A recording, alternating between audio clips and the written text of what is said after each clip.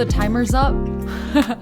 My water just boiled for my tea, so let me go fill that up, okay? Ismail, thank you for 11 months. I appreciate it. Give me 1 minute.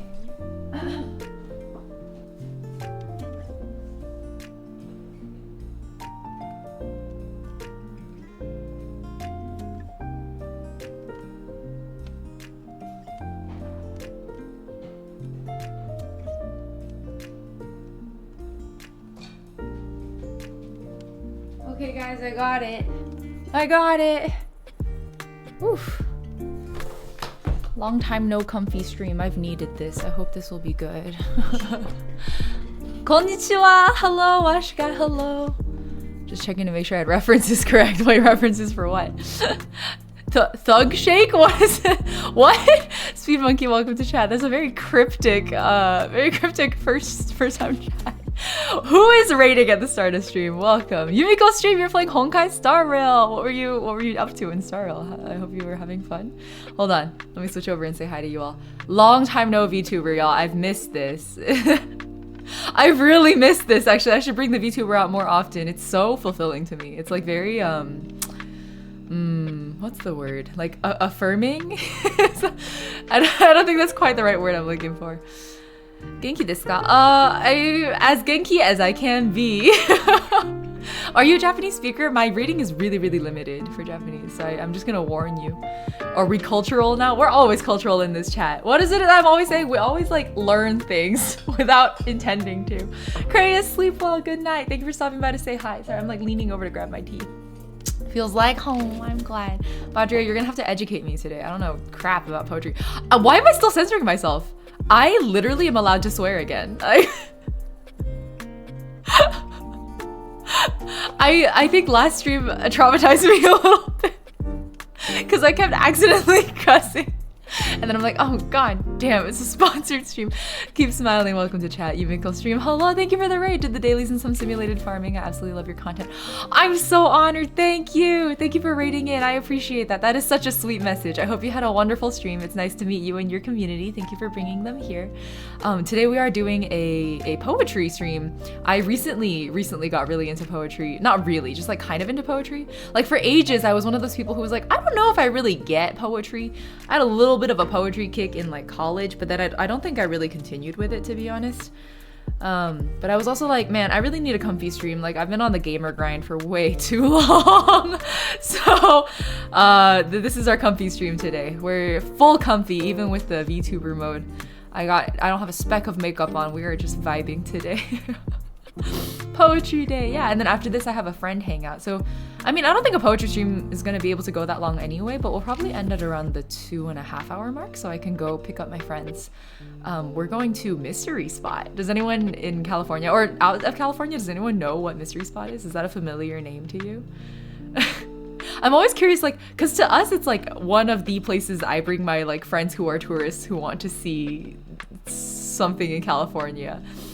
Mystery Spot. Yeah, Earl, hello, welcome. Earl, wait, let's talk after, but I think I'm gonna get you editor rights, if that's okay with you. No pressure, of course. I have no idea what that is. Okay, well, Mishiri, hello, welcome also. Let's see, how do you explain Mystery Spot? It's like a hill. It's a hill in Santa Cruz, California, where weird stuff happens and we don't super know why. I don't know if it's ever actually been scientifically explained. Like I've looked it up a bunch of times and I don't know that I've ever found a satisfactory scientific explanation for Mystery Spot. But like weird things like marbles rolling uphill, right? Like there's such an extreme slope on the hill that I honestly think it's mostly a perspective trick probably, but they literally bring levels out and they're like, look, this is level, it's a flat surface, watch this marble roll upwards. And then you're like, what in the world? And there's a cabin that they've built on the hill and they like use this cabin to demonstrate how like nothing on the hill makes any sense. It's a weird geographical spot, so you're understanding. Yeah, I don't know if there's like an actual scientific explanation of it is the thing. I really desire one. watashi no gengo, is that right? Gengo manande kudasai. I can't, bro. I'm trying so hard to learn Japanese, but it's a having a rough time. I got to the counting words and I was like, I can't learn this anymore. It's over for me. Someone playing in Europe too, DMU. Oh, what? For what game? Up the hill. I know, Newton rolling in his grave, exactly. Yeah, perfect. 3, thank you for the wiki article. If you're ever in California and you want like a weird, not quite tourist trap, kind of tourist trap. I know it feels like a tourist trap, but then you go, there's a reason the locals like me bring our tourist friends to Mystery Spot, because it's very interesting, like genuinely. And not only that, the natural scenery in that area is so gorgeous anyway, and you're so close to Santa Cruz, which is just like a beautiful place. I love the beach boardwalk there especially. And they have like a really great like thrifting scene and like cafe scene and restaurant scene. Santa Cruz is gorgeous. And so it's very like, well, let's do a day trip to Santa Cruz and then like spend an hour in Mystery Spot and you can just like see it. It sounds like a tourist trap, but I promise it's like actually very fascinating. I brought, I was dating a physicist for many, many years. God, like 7 years. A theoretical physicist. And I brought him there because he's European. And I was like, you're a tourist in California. Let's do the tourist trap thing. So I brought him there and he legit could not. He was standing there like, I've never seen a man so frustrated. He was like, it doesn't make any sense. I can't think of any explanations. The only things I can think of are like, maybe like electromagnetic related. Like I don't have explanation. And then we sat there like Googling things for a very long time. It was hilarious. Any tips for someone who's learning Japanese self-taught and pinging by school? Oh wow, 2 languages at the same time. You're going hard mode, man. Itsu Rins, welcome to chat. Don't know if I'm saying that right. Honestly, I'm self-taught on like reading basic Japanese alphabet through just Duolingo. I just use the flashcards. Probably not the best way to learn Japanese, but you know, I'm doing my best. Hold on, I want to make myself a little like, oh, you can see my torso get cut off there. Morning VTuber Ying, exactly. I even have like morning voice. My voice has actually been kind of wonky recently, which is a problem because I have vocal recording deadlines this week. I cleared it. I finished the last vocal recording deadline for this week last night at 2 a.m. Wait, that's technically today. Damn. The shapes are too similar for me to learn both at the same time. Yeah, exactly. I would definitely separate it out. I would learn one and like solidify it and then learn the other one. Might be a bit off topic. So it's a just chatting stream. This is the one time where I think we're allowed to be off topic. Do you have any tips for making covers? I've never mixed before. Oh, for mixing? Yumiko? Man, I've wanted to make a mixing guide for so long. I would look into the basics of compression and reverb and then start from there with your mixing and everything else will make sense after that. But like, you don't super, I think it's very overwhelming. Just like get the basics down on compression and reverb specifically. Like understand what dry and wet means, what early reflections do, and like what a hard limiter is, right? And then that's the first tip, yeah. Lil Light, welcome to chat. Evening. Oh, evening. Europe? Good morning, Oceanic Pears. A bit lower than usual. I don't know if it's lower or just huskier. I think in VTuber mode, I also have a tendency to talk gentler? That might not be true. Within like 20 minutes, I might start screaming, but I feel like I always start stream and I start with like a, hello everyone, good morning. We're in our husky register today. Just like looking at my VTuber just makes me want to do this voice, you know what I mean? Like a little bit sultry. Makes me feel like a troll. What is this, an ASMR stream?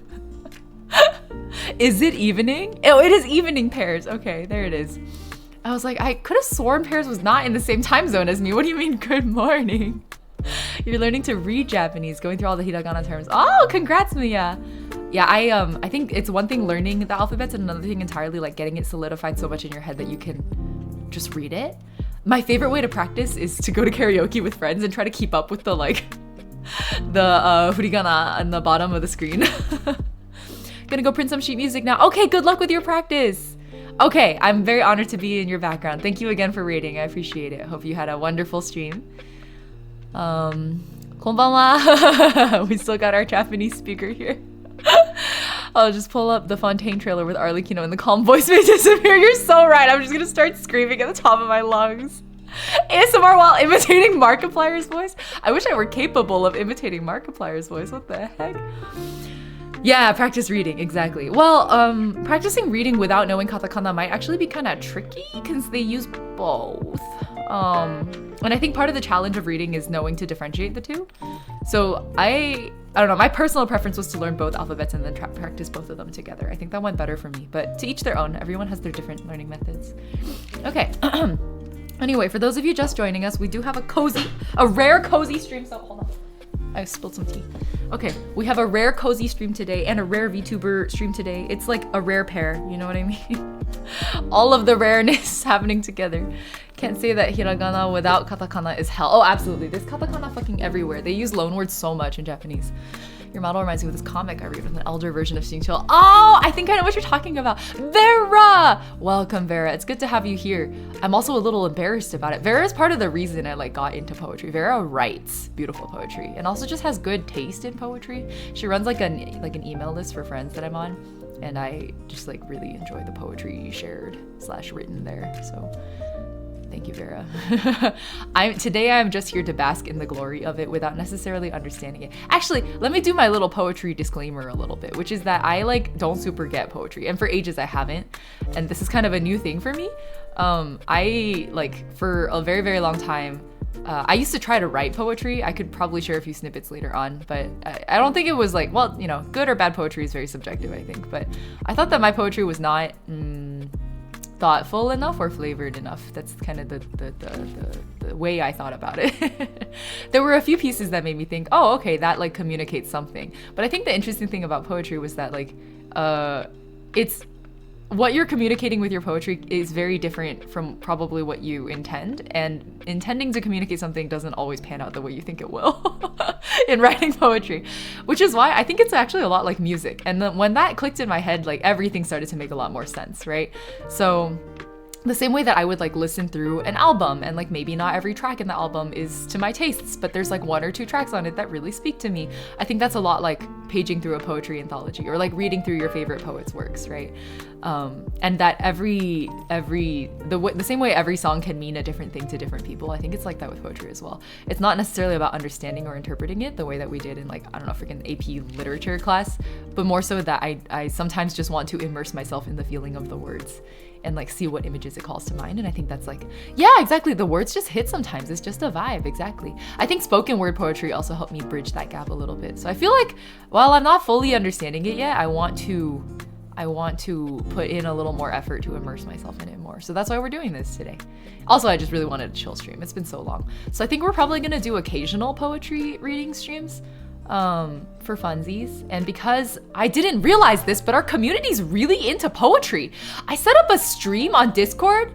I was like, hey guys, I want to do a poetry reading stream. This was months ago. You guys should share, this is February. I was like, please share your favorite poetry. And then people showed up. You guys showed up. I didn't know you guys liked poetry so much. I was like, I have such a cultured community here. What's going on? You guys are amazing. Nunes, I'm good luck. Did I give you good gacha luck? Is that what happened? You hopped on the stream and got a launch. Congrats. I'm glad you got our beautiful healer man. Sonaweb, thank you for the tier 1 sub. Welcome to the clutch. Mustafa, thank you for the tier 1 sub also 7 minutes ago. It's completely missed it. And Benny Bonbon, thank you for 11 months resub. I appreciate it. Hope you guys all enjoy your emotes. And Benny Bonbon, I thank you for sticking around for so long. We are kind of a deep community here. It's true. What was it we used to say? Birds of a feather flock together. I used to say that for every follow, guys. In ye old days. You know what? Let's do it today. Task completed. Itsurins, Zerolet, Red Not Green, Code 2 by Dog, and Speed Monkey. Thank you all for the follow. Birds of a feather flock together. Oh my god, it's like the old days in VTuber mode with my little sayings. Little VTuber sayings. I miss being a bird tuber, guys. It's a good time. I like a nice, cozy sized chat. I've missed this. Okay. Oh yeah, we've had a Discord for a while. I don't advertise it a lot because I do like to keep it a comfy space. I don't mind sharing it with Twitch chat as much, but I briefly, I put the Discord link on my YouTube channel for a week. And in that 1 week, okay, we got so many weirdos, guys. We got so many weirdos in the Discord. And then Discord mods were like, what's happening? Like, what? Why is... Where are these people coming from? And I was like, oh shit, sorry guys. I probably should have told you that I added the link to my YouTube profile. I didn't think it would have this large of an effect. It's not a secret. It's not a secret on Twitch. It's not a secret anywhere. Not on Twitter, not on Twitch. It's a secret from YouTube. We're keeping the Discord a secret from YouTube. Bro, what is going on YouTube? I swear to God. I think, well, to be fair, YouTube is also where my largest audience is, because I have like, what, 200K there, I think? I think it's understandable that just by having a wider net, you're gonna catch more weirdos. Okay. Take a sip of tea. Discord's how you get stream notifications. Yeah, that's kind of my intention for it, for sure. And like, that's the only place I post stream schedule. I don't post stream schedule. It is kind of a scream schedule too. I don't post it anywhere else. I only post it on Discord. Yeah. 一姐晚上好. Hello Wayne, welcome. 晚上了. Oh, 人在中国吗? Or like Southeast Asia? Why did my voice go up like 3 pitches? From the Liyue pronunciation video. That and the Duolingo video. People show up like, can you speak Spanish? No hablo español. Oh, okay, you're also on from YouTube. Lily Light, welcome. We love our YouTube frogs on Twitch. I don't mind the people who like frog over here from Twitch, right? Is all good. Y'all have already been pre-filtered. It's just the people who are on YouTube and click my profile and then go directly to the Discord server. I'm sure the vast majority are fine. But damn, there's a very high percentage of people who don't know how to behave themselves. There's a Discord link. Hold on. We have a command for it. Feel free to share it anytime in Twitch chat. I'm not gonna gatekeep it from anyone other than YouTube. Yes, the Spanish lesson one. Exactly, Lucy. Yo quiero agua. Lives rent-free in my mind. Oh, that's so horrible. I know one phrase in Spanish. No hablo español. Would it be no hablo for the conjugation? Discord. Duolingo. That Oscar specifically. Oscar's voice, man. It's a time. Okay, anyway, hold on. Is it this one? No, it is... Wait, where's my... Oh, there it is. I got it. Man, I forgot how to VTube, bro. I wanted to start the poetry reading with actually one of my favorite poems, because this one has kind of a funny story behind it. Which is that I think this is the poem that made me realize I liked poetry. And the way that I found this poem, I think I've said this on stream before, like in passing. I found this poem in my AP literature exam. I was in high school, I was a senior in high school, and we were taking our AP Lit exam, and I turned the page and this poem was there. And they were like, hey, write an analysis on this poem. And I'm sitting there like, oh. I was like sitting there with tears coming out of my eyes, like, why am I crying over my AP literature exam? It was crazy. I was like, I did not think that's what I was signing up for when I walked into this exam today. This is not where I thought this was going. It was 100% where it was going. I don't think it was only me either. I think afterwards I walked out and I was like, bro, that poem. And my friends were like, bro, that poem. It was good. It was wonderful. So I don't know. I think I can read this poem without randomly crying for inexplicable reasons now. But we'll find out. I really geeked out in the middle of an AP exam. How did we get here? AP Lit was my favorite class that year. I just didn't think it would be my favorite class to the extent of like, damn, I'm crying over an AP exam. Who would have thunk it, you know? Okay, hold on. My like VTuber's like sideways. Let me fix this. Okay. Ready? I don't know how to read poetry, so I'm just going to read it. I don't know if there's like a way you're supposed to read poetry. I don't think so. I think you do just read it, but yeah.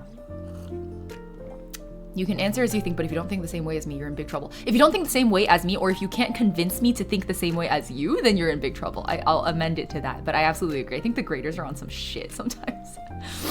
Okay, a little backstory with all these poems. So when I dropped the thread in Discord and everyone was like piling in their poetry suggestions, most people had little notes. So when I pull up someone's poetry suggestion, I'll definitely read the note out as well. Because I think a lot of times, not all the time, but a lot of times when you pull up a poem, it like has some kind of significance or like a fun backstory with it. You legit just go with the vibe. Okay, I'll do my best. Ready? Here we go. Here's my AP English Literature examination poem discovery moment. This is A Blessing by James Wright. Let me pull the mic a little closer to me. Hold on. Okay.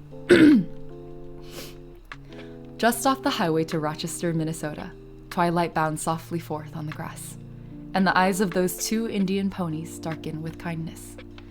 They have come gladly out of the willows to welcome my friend and me. We step over the barbed wire into the pasture, where they've been grazing all day, alone. They ripple tensely. They can hardly contain their happiness that we have come. They bow shyly as wet swans. They love each other. There is no loneliness like theirs. At home once more, they begin munching the young tufts of spring in the darkness. I would like to hold the slenderer one in my arms, for she has walked over to me and nuzzled my left hand. She is black and white. Her mane falls wild on her forehead, and the light breeze moves me to caress her long ear that is delicate as the skin over a girl's wrist. Suddenly, I realize that if I stepped out of my body, I would break into blossom. I love that one so much. I love it. I think the last line is the one that got me the most. But it's the imagery of all of the lines before it that build up into that moment for me. I love it so much. I love this poem so much. It's very Seishun. It's fantastic. No. You're never dumb for not getting poetry. That's another thing that I've learned in recent months. No such thing as being too dumb to understand poetry. Sometimes a poem just doesn't speak to you. Like, different poems resonate with different people. Sometimes I show this poem to people, I'm like, this made me cry like a baby in the middle of my AP Lit exam. And they're like, I don't get it. And I'm like, valid. Hello, Dr. Fudge Cookie, welcome. Yeah, that feeling, but unable to put it into words. Exactly. That's true. I used to do reading streams pretty often, Sunny Pop, and I always, the way chat would like sit there in silence and then chime in occasionally. This poem is a trans mood. It kind of is. I never thought of it that way. Oh my God, I'm gonna cry again. You're so right. You're so right. Oh my God. Jesus Christ.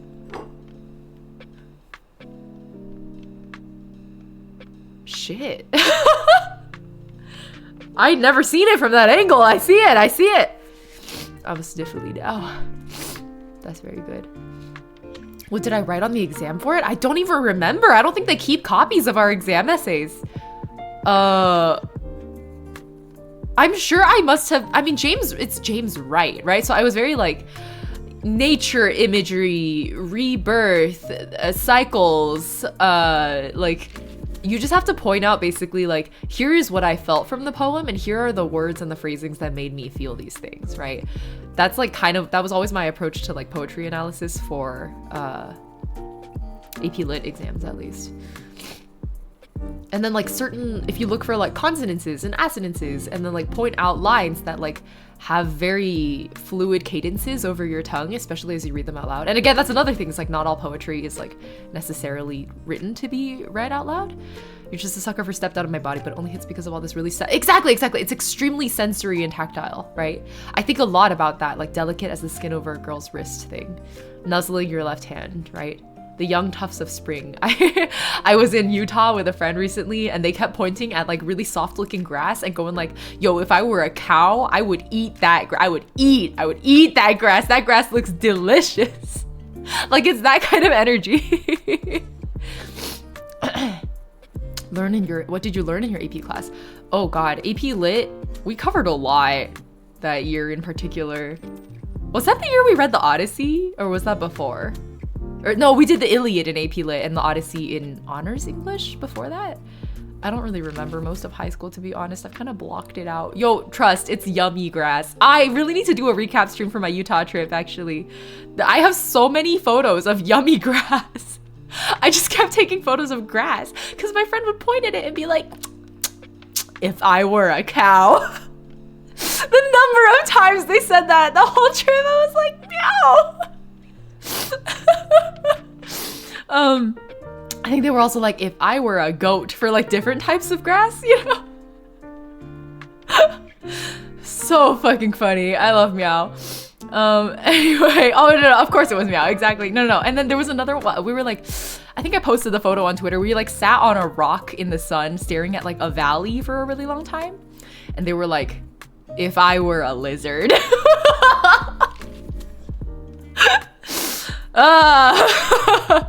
Love Meow. What a funny bean. If I were a water buffalo, I'd munch on that grass. Exactly. You wish you lived in a place with less grass. I live in Northern California. We only have dead grass here. So whenever I see green grass, I'm like, damn, yeah, that's the good shit. Okay. So that was I wanted to start it off with my personal poetry share. But we have another one here, the first one on the list, and I haven't read any of these poems yet because I wanted it to be like a journey of first discovery. So this one is recommended by Eddie. I don't know if I'm saying your name right. Eddie says, oh, here's one of mine. I thought it was just as good at first, but it's one of the ones that stuck with my shitty memory. So I think that means something, which is a very poetry mood. Oh, you gotta go. Wish guy, have a good one. Goodbye. I know California's so dry, especially NorCal. We learned how to survive a crowd search because of the Poisonwood Bible. That does not ring a bell for me. It's so interesting to see that we had such different AP Lit curricula. All right, here we go. Here's Billy Collins. Oh, so how do you even say? Is that Bucko or Buco or Buco? Here we go. This feels like another very tactile one. Bucko? Is it Bucko? Should it be 2 C's? But I guess it's printed like this.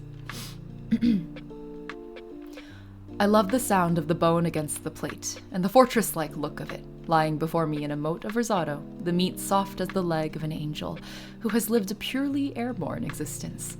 And best of all, the secret marrow, the invaded privacy of the animal, prized out with a knife and swallowed down with cold, exhilarating wine. I'm swaying now in the hour after dinner, a citizen tilted back on his chair, a creature with a full stomach. Something you don't hear much about in poetry, that sanctuary of hunger and deprivation. You know, the driving rain, the boots by the door, small birds searching for berries in the winter. But tonight, the lion of contentment has placed a warm, heavy paw on my chest, and I can only close my eyes and listen to the drums of woe throbbing in the distance, and the sound of my wife's laughter on the telephone in the next room. The woman who cooked the savory osso bucko, who pointed to show the butcher the ones she wanted. She who talks to her faraway friend while I linger here at the table with a hot, companionable cup of tea, feeling like one of the friendly natives, a reliable guide, maybe even the chief's favorite son. I think an Outlook notification. I know, I really liked the Lion of Contentment line too.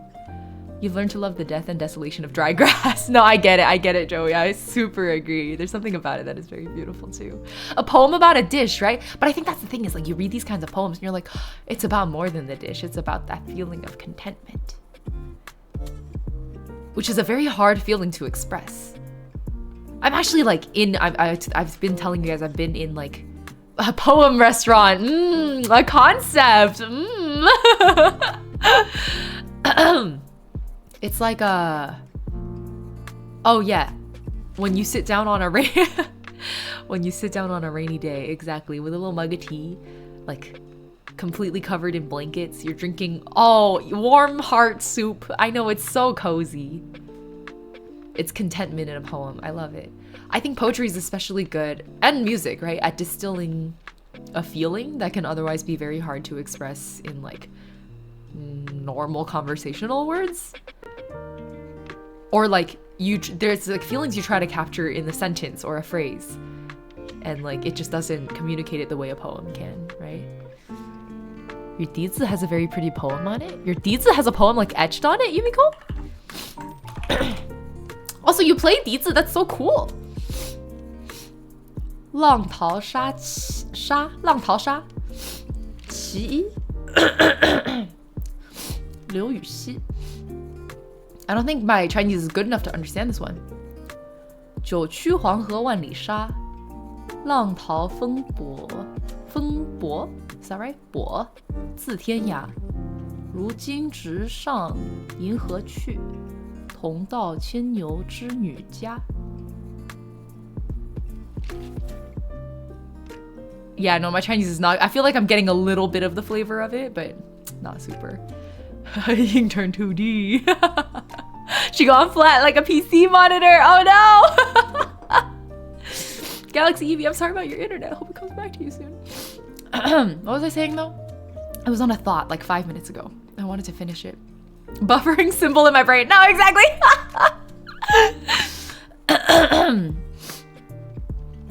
Maybe even the chief's favorite son. That line could be swapped out with so many other equivalent analogies, but that they chose this line gives us insight to the author and his or her their experiences. Pretty cool how poetry does that. I know, right? And like the specific like historical context that this is being written in, like the time period of it, right? Like lines that nowadays we'd be like, is that problematic? You know, like I think a lot of poetry has little tidbits like that. Chinese 2 badge, absolutely. Kento versus Mando Instagram. Oh, did you whisper that to me? I think I saw a whisper from you, but I haven't opened it yet. The wife guy energy. Yeah, wife guy energy. Yes, I agree. Oh my god. Gonna lurk for a tiny bit. Enjoy, Vadria. I think the thought I was trying to finish was about contentment. Oh, yes. I've been like in coaching, I mentioned to you guys, like with Healthy Gamer GG. And one of the things, I have an assignment every week, and every 2 weeks rather. I'm on like a bi-weekly cadence. Tsuyuris? Am I saying that right? Welcome to chat. My assignment for the past 2 weeks, my session's coming up pretty soon, was to vocalize contentment more. In moments of contentness, to say it out loud, right? To pause and be like, man, I'm really glad we're doing this Attack on Titan watch party. That's what I was doing last night with my friends. We spent 4 hours marathoning the second half of season 1. We were rewatching it together. Like 3 of us had watched it before and like 2 of us hadn't. So we were doing like a rewatch party. So Noeb, for poems, if you're on the Discord, please add it to the thread. It's in the Ying updates channel. There's a link. If you are not in the Discord, you can try dropping it here, or you might get bonked by the automata, because I never figured out how to disable that. Did you recover from the new SSR Marius card? No, dude, I'm dying. It's not even SSR, it's SSS. It's super, super sexy. With a myriad twists of sandy beach, the river yellow, in towering torrents roll as if falling from heaven, and now the surging waves straight to the galaxy go, towards the abode of the cowherd and the weaving maiden. Oh! Another very visual one, huh? 九曲黄河万里沙, the myriad twists of sandy beach in the yellow river. Okay, I see it. I think that's the only line I understood out of the poem though. So let's see. 浪淘风簸自天涯. There's like waves and like cliffs is what I got out of that. So it says, in towering torrents roll as if falling from heaven. Oh, 天涯 would be heaven? From the cliffs of heaven? Wait, that's gorgeous. 天涯. What a beautiful image. 如今只上银河去. That's the silver, the 银河 is Milky Way, right? And now the surging waves straight to the galaxy go. Oh. 同到牵牛织女家. Towards the abode of the cowherd and the weaving maiden. Is that like a constellation? That's gorgeous. It paints this mental image of like a winding river, cascading waves, rolling so majestically that they go straight to heaven towards like the galaxy, the Milky Way, this constellation. That's beautiful, yeah. Twisted Wonderland card rating. I mean, to be fair, we only had SSRs in Tears of Themis until this most recent card came out. Yeah. Okay. Well, I'm gonna drop the poem one more time. Thank you, Yumiko, for dropping it. Here you go. That's the Chinese poem, and then the translation. I would edit this very slightly, but I don't know if this is someone else's. I don't know if this is machine translated or if someone like actually wrote the translation. I don't want to doctor someone's like written translation. Okay. Cool. That was we accidentally did a Chinese poem too, guys. Do you guys want to see it? Should I look it up? Hold on. Let me pull it up for you guys. We can read it together. I really like this website for Chinese poetry. If it'll load, sometimes it doesn't. It's a little slow. This one. Oh, it's so tiny. 哎，我不要微信扫码登录，好吧？ I just got very Shanghainese in that moment. 好吧，不要跟那个样子，好吧？啰嗦。Okay. Yeah, I know. I agree. I really love Chinese poetry. I just feel like my brain's too small. Oh, they have an explanation. Stop. Okay, here you go. So I'll actually use, we're gonna choose a different website. We're gonna use Baidu. Pictographs can be used to create patterns and design too. Yeah, exactly. It's so visual. The characters are pictographs, so you're not wrong. Why is it like cutting off all funky? Okay, we'll just have to read it like this. Off the edge. Yay, poetry, Jackaroni, welcome. Okay, so I use a Chinese extension here where if you highlight words you don't know, it'll tell you. So here you go. Stop. So this one is 九曲黄河万里沙. That's this first line over here. And that's the 9 bends in the Yellow River and the like thousands of miles of sandy beach, right? 浪淘风簸 I think it's 簸 浪淘风簸自天涯. So 浪淘 is like the waves, 风簸 is like the winds are tossing the waves, right? 自 would be like either coming from or going to. I think in this case it's coming from, actually. So like these massive wind-tossed waves that come from heaven. 天涯 would be like the ends of the world. The cliff of the sky is the literal translation of 天涯. 如今直上银河去. 直上 如今直上银河去. 如今 is, yeah, literally now. 直上 I'm a little confused about. Like straight to? Yeah, like heading straight into the Milky Way. 银河 is the Milky Way. 同到牵牛织女家. 同到 like to the place of 牵牛. It's Altair. Oh, I was right. It is a constellation. 牵牛织女家. Altair and Vega. Oh, yeah, beautiful. I love that. It's quite a simple poem, actually. I'm glad we were able to figure it out because I wasn't super sure. Every time I see Chinese poetry, I kind of panic. 天涯 because it sounds like heaven's teeth. That would be 天. You're right, actually, because the tones are matching for that. That's true. One thing Biku noticed when watching a lot of Mandarin dubs, they always say 天霞. I think that means something else entirely. Isn't this from the Tanabata legend? Is it? Is it Tanabata? Really? Yeah, I mean, it's basically like, wow, look at this river. It's got big waves. They're so big, they're going to the galaxy. It's the most inelegant way to translate this. Okay, perfect. Let's keep going down this thread, yeah? Badria, I didn't think you're lurking, but Badria dropped a poem. Badria's note is, I read this poem once at like 14 and it sticks with me 7 years later, provided some inspo for one of my own poem assignments last semester. Perfect. Oops, I accidentally clicked one of those links off the ad edge. Okay, poets.org. Here we go. Poetry, all I know is thingy. I guess that is a poem. Okay, keep going. This is from Badria, our resident English literature student, I suppose. Graduate now? This is giving me flashbacks from school, which also means anxiety. I'm so sorry. I hope that's the thing. I think that's another reason why it took me so long to come around to poetry, was because the way it was taught in school was like, not the best experience. And so in the same way that like I couldn't touch piano for like a good 10 years after I quit it, I think I couldn't touch poetry for a good 10 years.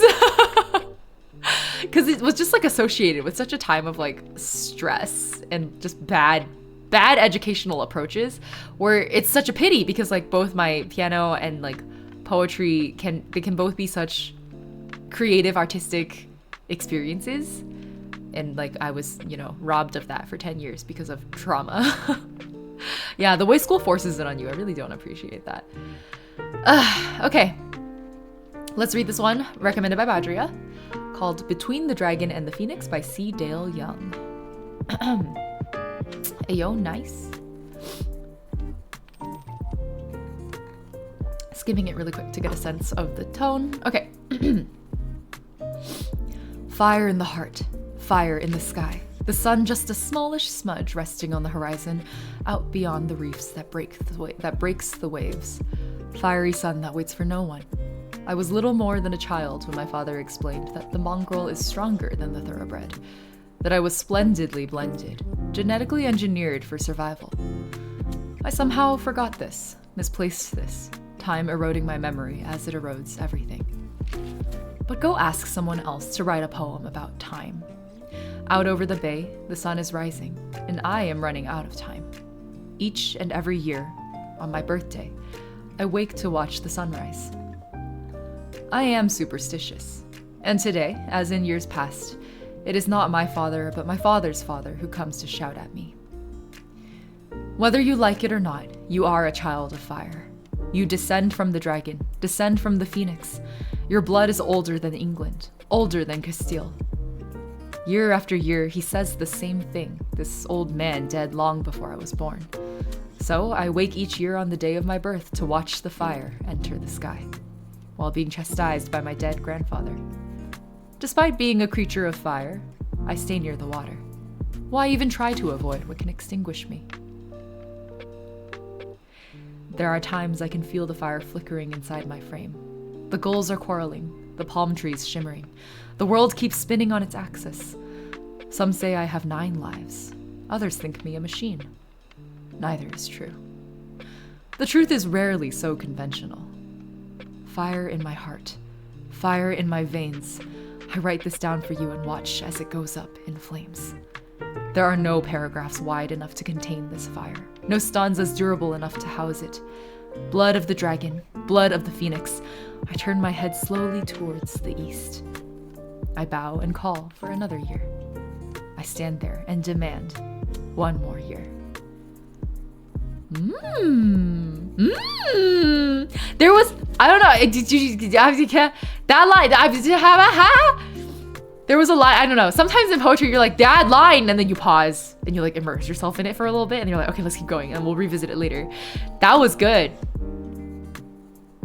Very fire, literally, a fire poem. A poem of the Targaryens. I've never Game of Thrones before. Okay, I see you guys like throwing in all these redeems and I'm totally missing them. We have a hydrate and a stretch right off the start of stream. I think I missed those. So let me take a sip of tea. You guys should sip along with me. Wait. I robbed you guys of the VTuber animation when I drink water. Ready?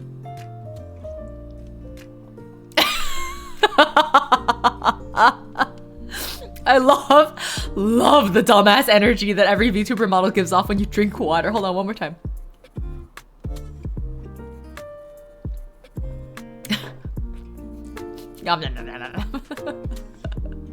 Dumbass. Okay. Perfect. Is this a mixed heritage poem? Is that what it's about? Well, I don't know. Sometimes I don't want to think that hard about. It might be about mixed heritage. It might be about mixed identity. Genetically engineered for survival. What are the themes here? Time, fire and elementals, cycles, sunrises, superstition, generations, which I think pulls into the cycles stuff. And then the format of the poem itself is cyclical too, which I love it when the form reflects the content. When the medium is the message. Ayo!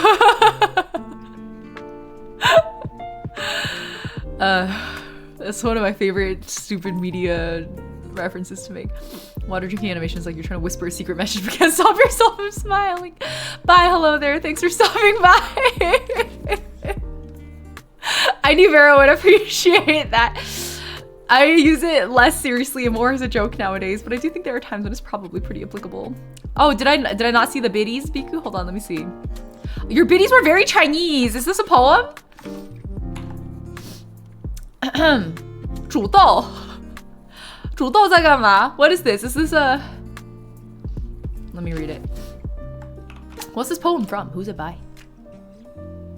七步诗. Oh, it's a 七步诗. Okay, wait, hold on. Let's look at it. Let's look at this Biku recommendation. Thank you for the biddies also.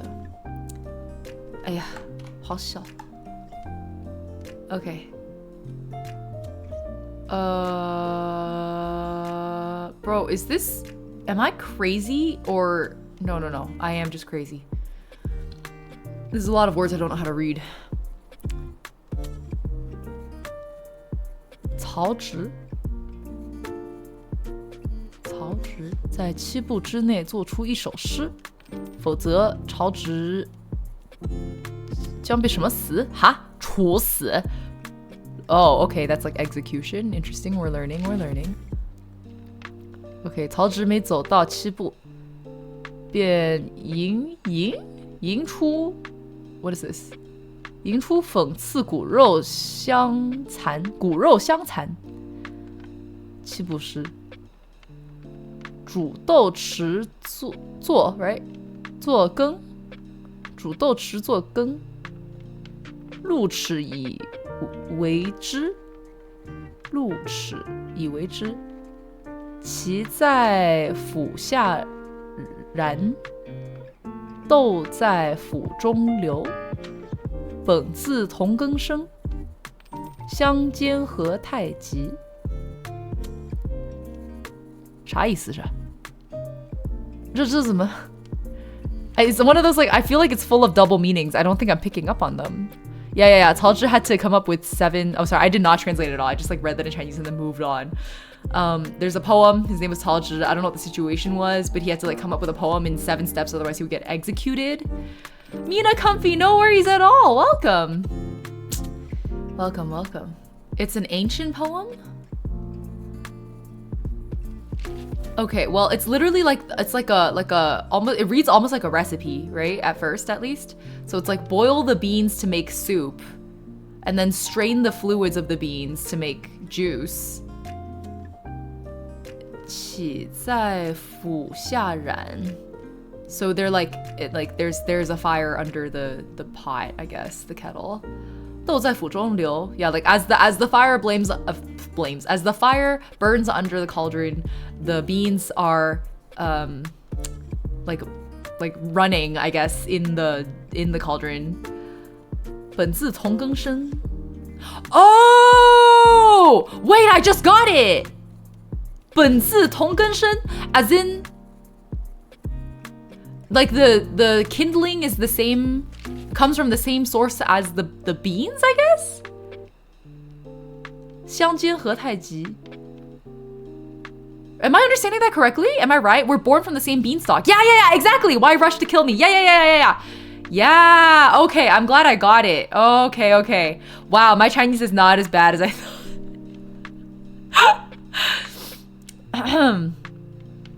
Is this one about Chinese politics? Is it? I think it's more, well, I guess it's political. I don't know if I would say it's about politics. The app extension for the highlight trends, I think. No worries, hold on. It's called 中文 Chinese English Dictionary. 中文 no space. ZHONGWEN. 中文 Chinese English Dictionary is the name of the extension. I just dropped it in chat. I don't know why, but I have a feeling there's a spider in your room. I just do. No explanation. I'm actually friends with spiders. There probably are multiple spiders in my room. I appreciate them. They keep my plants safe. Because back during those ancient times, the siblings always try to usurp the dad's throne. Oh, this is a sibling dispute. That's what they mean by we're born out of the same. That's what they mean by 本自同根生. We are born from the same beanstalk. Like, we're literally brothers. Why are you in such a hurry to kill me? I see. Okay. I get it. All right. Interesting. Yes, we stand spiders. As long as they don't literally crawl on me, which they don't want to do either. Like, I'm definitely more scary to them than they are to me. So, I'm sure the spiders are also trying to avoid me. Cool, that was a fun poem. Thank you, Biku, for it. Awesome. Wow, we're making good progress. 4 whole poems, guys. Let's see. Takashi recommended M's quote in Skyfall from Tennyson. What does that even mean? Plus any song or poem transcription in Lord of the Rings or the Hobbit books, and the quote of The Tempest read at the 2012 Olympics. Ooh, The Tempest does have some really fire lines. The Tempest is one of those Shakespeare works where I'm like, the work as a whole is meh, but some of the excerpts are fire. Okay, hold on, let's see. 2012, I'm curious now. 2012 Olympics, The Tempest. What did they read? Sir Kenneth Branagh included recitations of a passage from William Shakespeare's The Tempest. Wow, thank you, MIT. Oh, it's this. Of course it's this. Of course it's this quote from The Tempest. Okay, sure, let's read it. I don't know if I've ever tried to read this particular one out loud. All right, let's try it. Ready?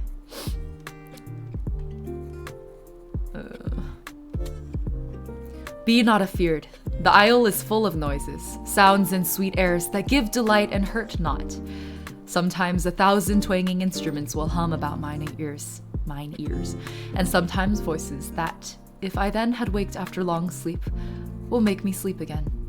And then, in dreaming, the clouds methought would open and show riches ready to drop upon me that, when I waked, I cried to dream again. Shakespeare is vibes, bro.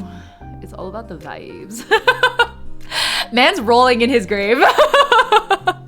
Wait, hold on. Let me bring up my favorite Shakespeare excerpt. Actually, I don't know if I have a favorite. It's one of my favorite Shakespeare excerpts. Generally making you want to learn Chinese so you can experience the literature and poetry. Oh my god, getting to the level of being able to understand poetry is like quite a journey, but I wish you the best. Had this printed out on my wall in high school. Really? You had this one printed out on your wall in high school? I'm gonna read it again. Be not afeared. The isle is full of noises, sounds and sweet airs that give delight and hurt not. Sometimes 1,000 twanging instruments will hum about mine ears, and sometime voices that, if I then had waked after long sleep, will make me sleep again. And then, in dreaming, the clouds methought would open and show riches ready to drop upon me that, when I waked, I cried to dream again. So the kind of poem I think you have to sit with for a while and like read like 20 times, and then you're like, oh, I think I get it, but also I think I got it a long time ago, and I think I've just been slowly getting it in different ways. I don't think it's that deep. I don't think deep is the right word for it. I think it's visceral. Okay, this is the Macbeth bit that I really, really like. Let me read it first and then we'll talk, yeah? Watching your OBS introduction video, I want to say thanks for making it simple. For sure, Drakodar, thank you for dropping by just to say thank you. I appreciate that. Good luck with your OBS setup. Best of luck. Vera, you love this one too? I literally have this one, not printed out. I bought a postcard of it with like some art. And it's like, it's on my wall in my parents' house, like my old childhood room. It's on my childhood bedroom wall, this one. We'll read it and then we'll talk. Okay, this one is usually referred to as Tomorrow and Tomorrow and Tomorrow from Macbeth. And actually there's a book I really like by the same title. Macbeth was another one where I like don't think I liked the whole incomplete work, but I really liked excerpts from it. I've never tried to read this one out loud either. Shit, this is kind of daunting because this one I really like. I'm snotty, hold on.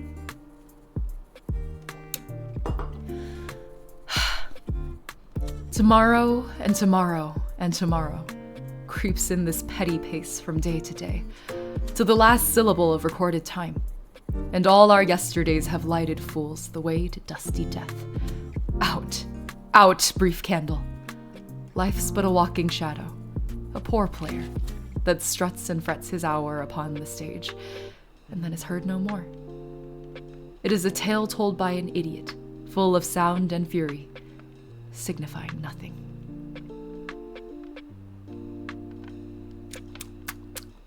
The first time I read this, I was like, bro, that's depressing. But then the more I read it, the more I was like, it's kind of hopeful too. Like, I like this poem because to me it distills like humanity, kind of. Like the human condition, the mortal condition. I love this, I don't know if you can call it a poem. I guess it kind of is, I don't know. A soliloquy? I like the soliloquy for that reason. Yeah, I know, it hits. This one hits.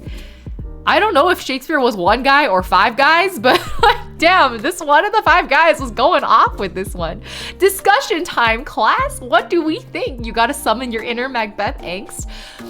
I think the angst is like the in context reading of it. And then the more you sit on this, the more you're like, it's not as tragic as you think it is. Because I think the futility and the desperation and the tomorrow and tomorrow and tomorrow of it, one reading of it is like, oh, you know, like every day is like, what is this such a meaningless existence that we live, and every day is the same, and we like do the same things again and again. The like existence is futile, we will never achieve anything.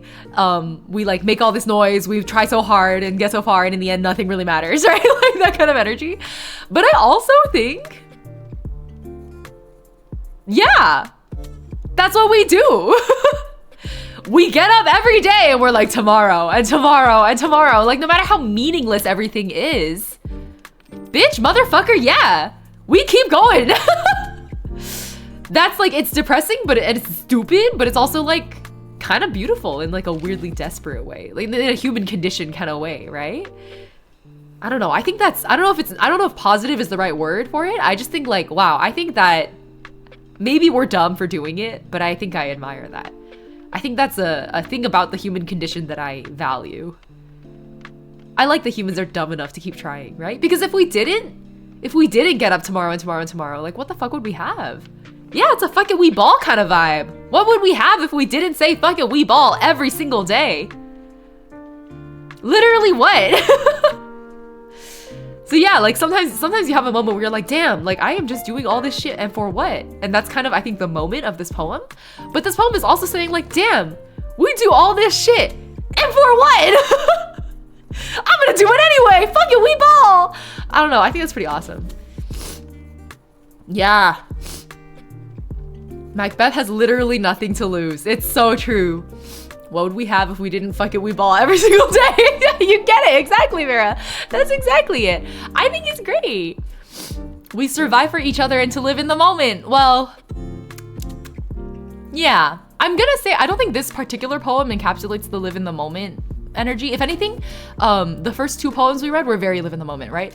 A Blessing had the like, if I stepped on my body, I would break into blossom kind of energy. And then this is the like sheer contentedness kind of energy.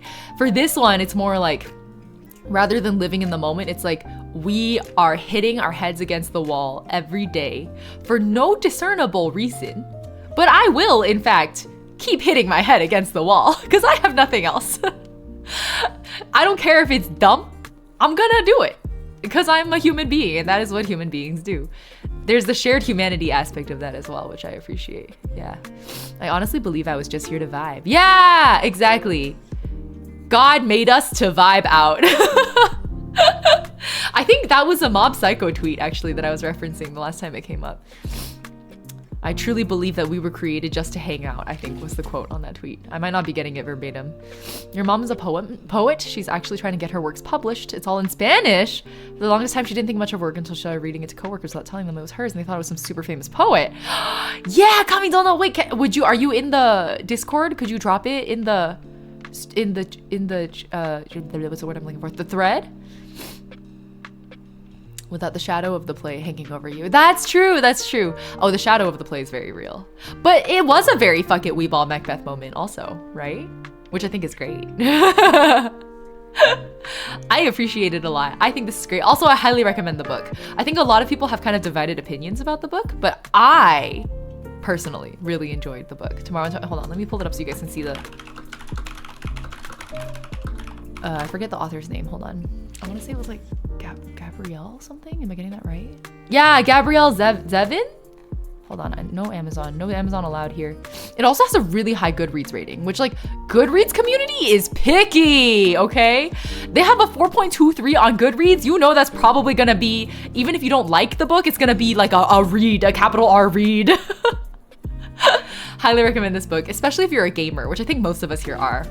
This is a book written by gamers for gamers, 100%. It is a little cringe at the front, but you'll understand why it was cringe later. So just make it through the first few chapters. Trust, it's gonna be a ride. This is one of my favorite books I've read in the past like several years.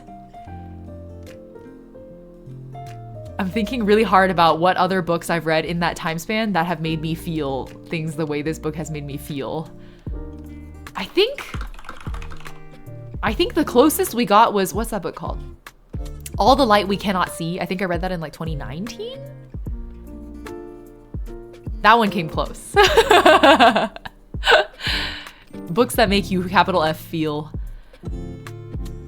I'd never judge a book by its cover, but in this case it's on purpose. No, yeah, the first few chapters of this, I was like, what is this manic pixie dream girl energy? Like, what? Like, why does everyone like this book so much? I just read the first chapter and I was like, the fuck? And then I read like 3 more chapters and I was like, oh. Oh, damn. It gets really good. It gets really good.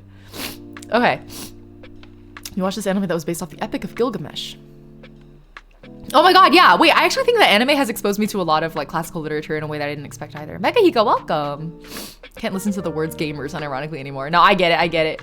Gamers definitely feels like an irony type of word. A word laden with inherent irony at this point. But I mean it in like, this is the kind of, okay, I finished reading this book and then I was like, I have never been more proud to call myself a gamer. I am a gamer, a capital G gamer. I finished this book and I was like, yeah, hell yeah, because that's what gamers do. I was like, I'm gonna fly the gamer pride flag. Anyways, I know this book is not for everyone, but I cannot recommend it enough. It was very good. One of the best fictional works, I'll put it that way. One of the best fictional works I've read in a while. I've also been reading some really good like memoir style stuff that I've really enjoyed. 2 in particular. Born a Crime by Trevor Noah, and then I read that a few years back, very good. His audiobook is really good because he reads it himself. And then the other one was Untamed by, what's her name? Something Doyle? What's her name? Hold on. Untamed. Glennon Doyle. She's written a whole bunch of books. Skip them. Read the last one. I think her other books are also really good. Probably, I haven't read them, but a lot of what she writes in that most recent one in Untamed are like, man, I was full of bullshit in those last few books, huh? Which I think is really interesting. Untamed is also not for everyone. Yeah. Anyway. You love that book by Trevor Noah? Yes. Born a Crime is an incredibly good book. It goes so much farther beyond just being a Trevor Noah memoir. It's so much more than just that. It's so good. Reminds me to sort out my own books and of course gaming art design books. Gaming art design books, interesting. Never go full gamer. Listen, I am full gamer and you can't stop me. Okay, let's keep navigating down the list because we have a recommendation from Vera next.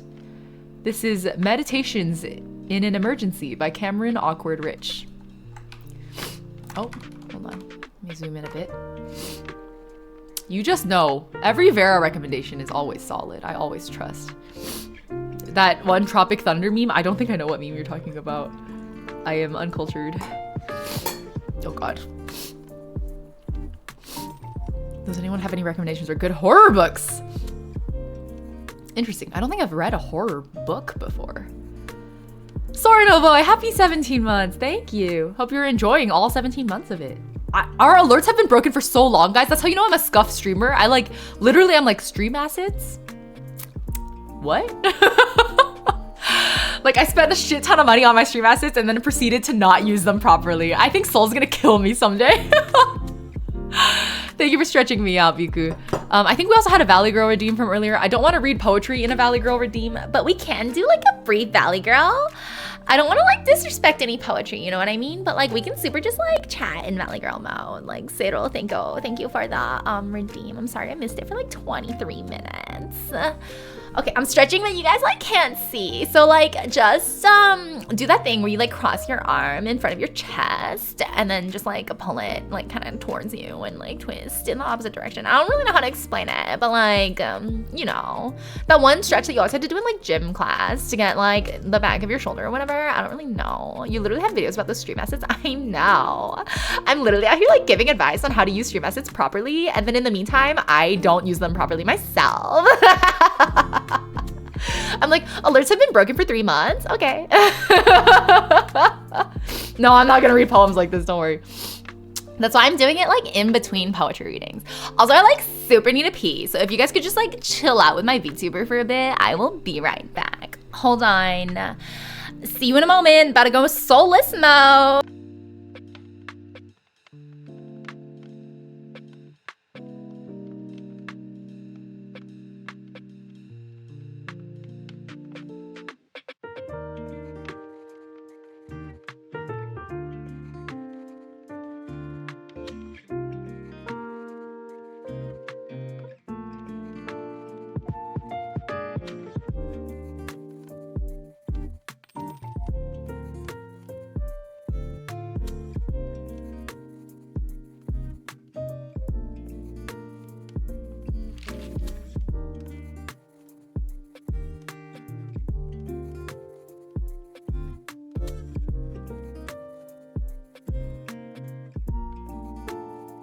I'm back. Did you guys like miss me? Sound like a white girl in high school. Oh my god. I guess that like is the intention. But like to be honest, I don't think any of the white girls in my school talk like this. As much as we like make fun of it as a Valley Girl accent, like I don't think anyone like actually talks like this. What does it know? What does the model know? No, we did not. Please go back. Wait, what?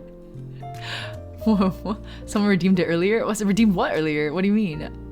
Oh, Lovecraft! Yes! Oh, well, I mean, is Lovecraftian horror really horror? I guess it depends on like what you're looking for in your horror readings. Like, also Lovecraft was such a racist.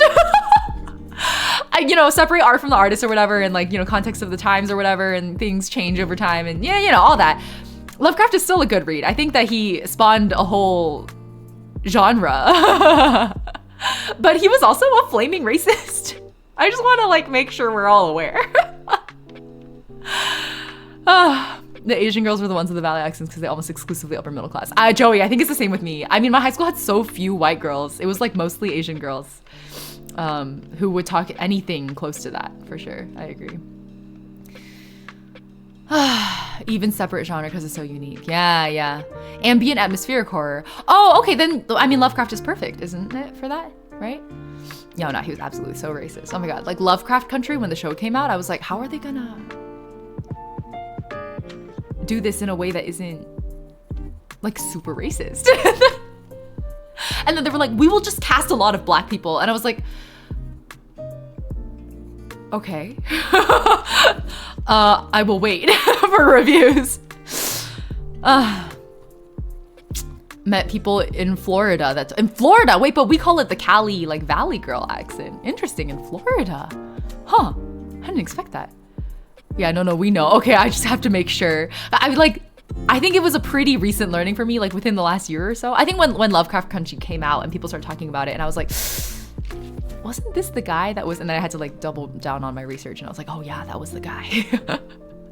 But yeah, I do think like Lovecraftian horror is its own genre now. I think it's departed very far from the original, I'm not gonna say intentions, but the original vibes of its creator.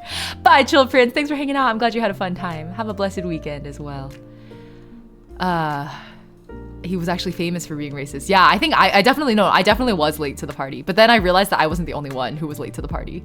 So now I'm like, whenever Lovecraft comes up, I'm like, love Lovecraftian horror, hate H.P. Lovecraft. Yeah, people familiar with him. That's true. I think that is true. I would say so. Okay, you guys ready for this next one? Cameron Awkward Rich. Wow, what a name. Is that a pen name or like actually?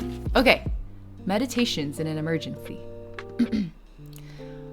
I wake up and it breaks my heart. I draw the blinds, and the thrill of rain breaks my heart. I go outside. I ride the train, walk among the buildings, men in Monday suits. The flight of doves, the city of tents beneath the underpass, the huddled mass, old women hawking roses, and children, all of them, break my heart. There's a dream I have, in which I love the world. I run from end to end like fingers through her hair. There are no borders, only wind. Like you, I was born. Like you, I was raised in the institution of dreaming. Hand on my heart. Hand on my stupid heart. Oh, very Statue of Liberty. Your huddled masses. I like how concrete this one felt. Kind of literally. The literal concrete imagery in my mind, you know what I mean?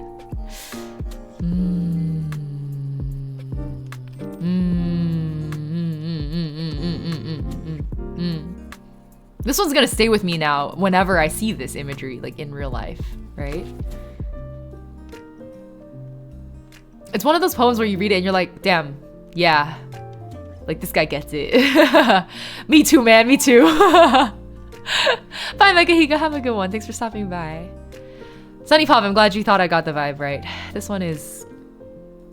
What did I say earlier? That poetry is really good at encapsulating a feeling that can be very hard to express in, like, in sentences or in phrases. Like, in simple conversational English.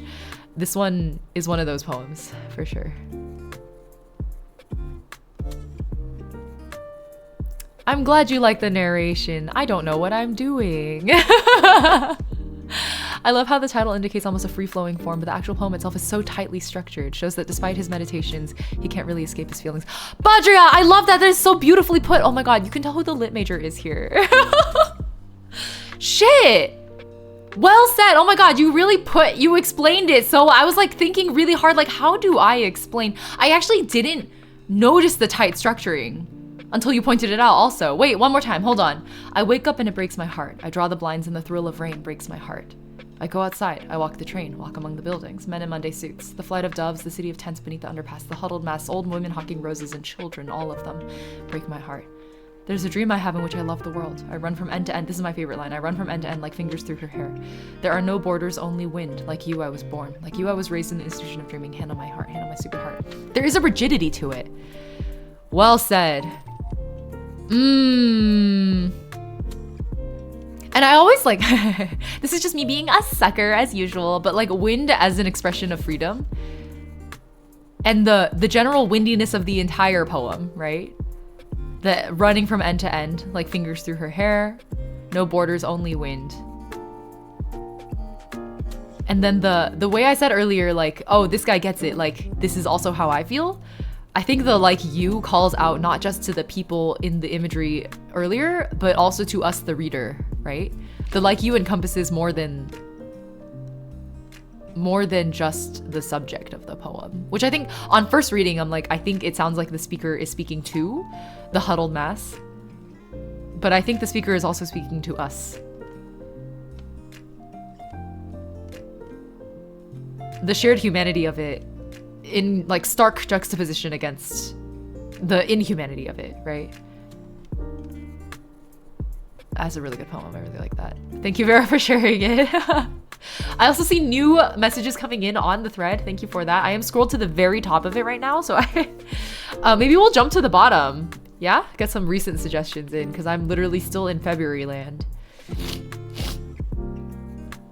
Hold on. Oh, we have another Shakespeare sonnet from 9. I don't know if 9's still oh, it's degenerate hours for 9 actually. Maybe we'll save this one.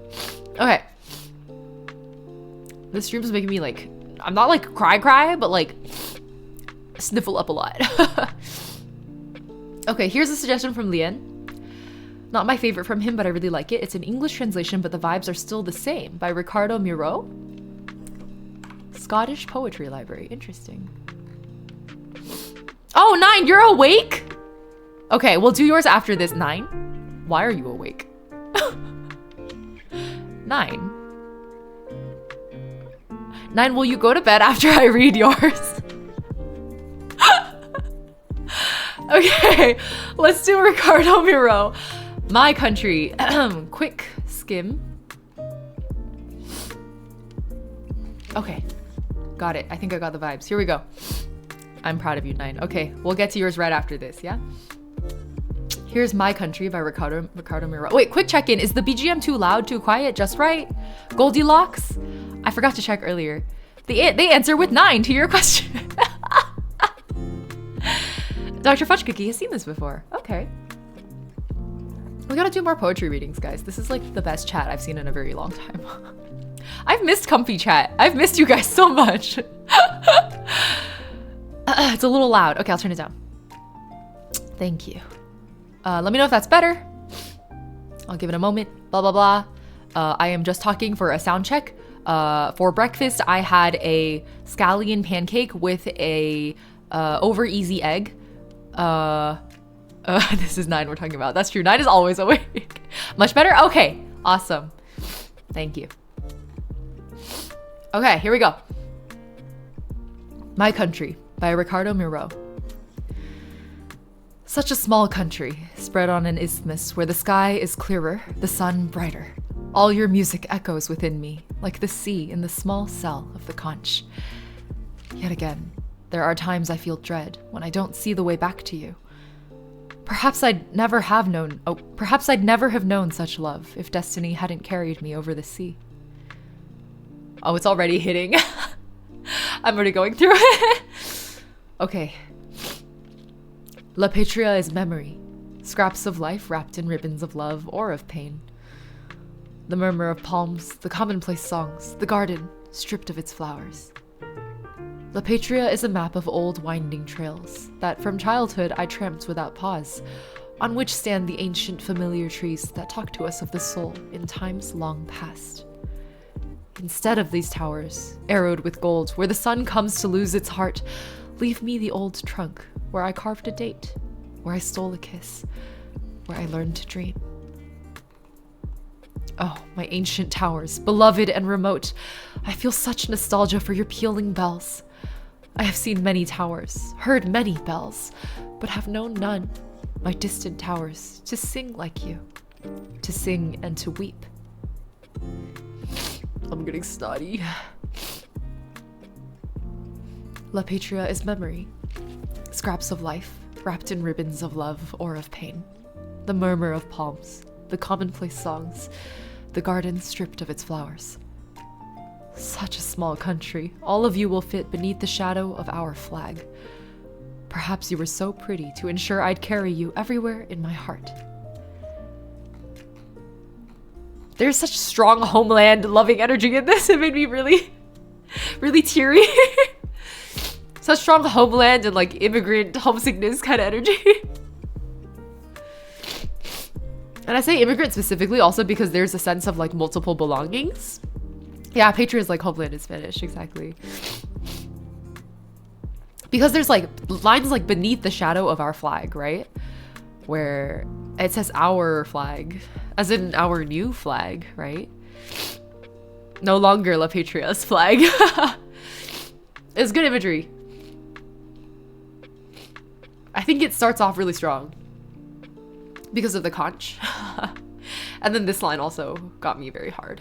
Like the first 2 opening stanzas really set the tone for the whole thing, and then I was like, fuck.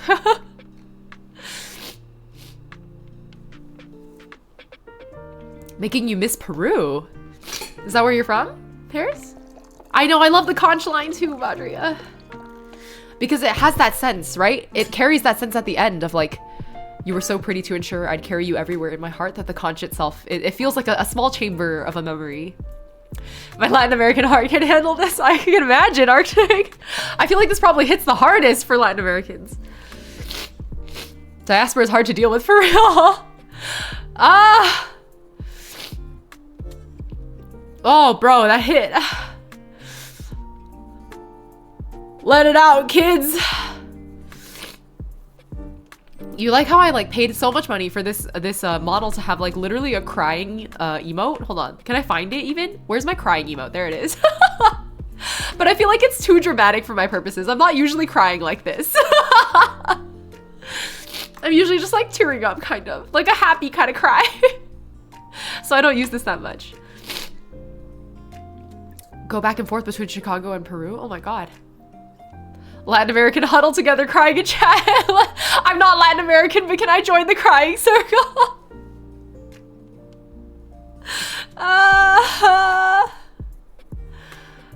There's something about this poem that makes me want to like sit there and ugly cry. Okay. Keep it together. Oh, bro. I'll keep it together. You guys can ugly cry. I can't read with the stuffy nose, guys.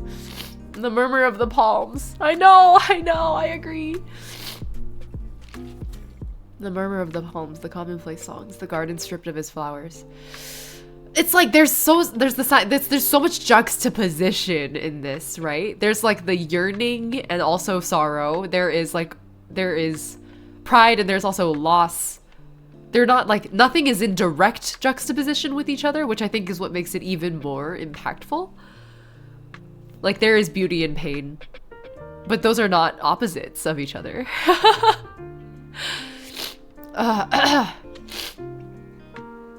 Fantastic. That gray area where you feel you don't belong anywhere, a product of globalization. Exactly. Yes, I agree. You would rant on and on. You're so welcome to rant in a chat, in a poetry reading chat, Dr. Fudge Cookie, please. If you want to, please rant as much as your heart desires.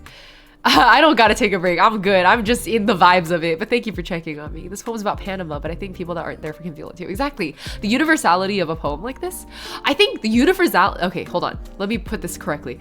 The universality of deep specificity is what makes for good poetry and good song lyrics, in my opinion. I think that the best lyrics and poems are the ones that are so highly specific and yet somehow hit for everyone, right?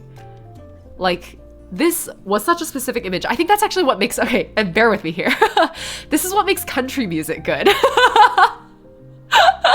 Right? Country music is always extremely specific. It's like, I am driving on a highway in my pickup truck with my hand on the wheel and the sun in my hair and the wind rippling across, you know, like so specific. And it's the universality of the specificity that makes it hit. I think that's what makes it beautiful. Who caught me a 4K? The universe is in the details. Exactly. Whew. All right. Don't get you started. I'm here to goad you guys on. I am here to get you started. That is my, what's the word I'm looking for? My MO. My modus operandi? Who knows how to pronounce Latin, man? Okay. I'm so stuffed up. Soren says, reminds me of my hometown. It's a small city located right next to the ocean at the southernmost tip of the California peninsula. I missed it. Oh, you're from Baja? I miss it every day. The sound of the ocean, the sandy mountains in the distance. I visited again after living in another city for 3 years, and it felt like an eternity. I know. I still remember I frequently rant about how much Probe is my favorite streamer. Very early on, Probe had a stream. I forget what it was for. But he was talking, at some point, I think it was just a karaoke stream, but somehow we got to the topic of like missing home and how he hadn't visited China in like years. And then he called his mom and then he was like telling her how much he missed her. And then we were all sitting there chatting like,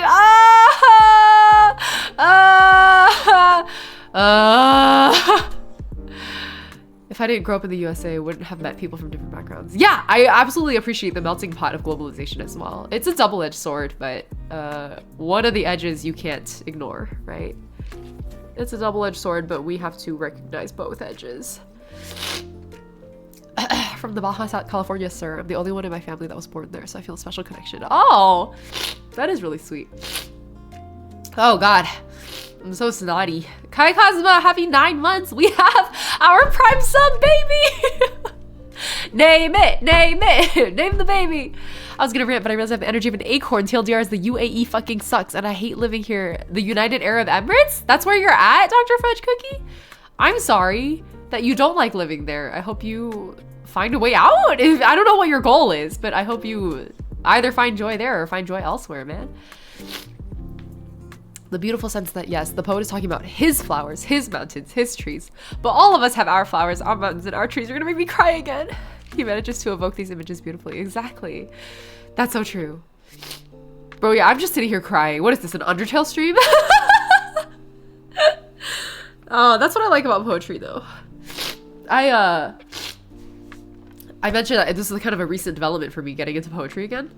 But I immediately, the first thing I did after I was like, shit, do I like poetry again? I went and I bought an E.E. Cummings anthology, selected poems of E.E. Cummings, because I remembered really liking E.E. Cummings when I was in high school.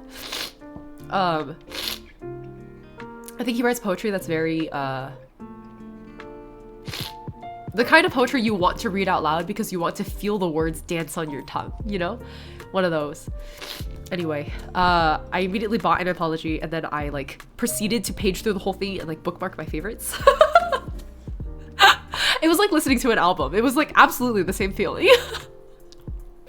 Do people stream Undertale? Yeah. Well, I mean, like once, but yeah. I streamed Undertale 2 years ago. It was great.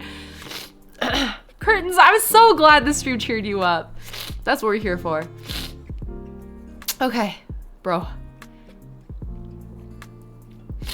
My like recent, I like have told you guys multiple times on stream now, but I forget like which streams I've mentioned this on. I made a decision like about a month or two ago to just stop taking streaming so seriously, which means I can stream whatever the heck I want and like not care about anything, like performance, numbers, whatever it is. I don't care. I'm gonna do what sparks joy.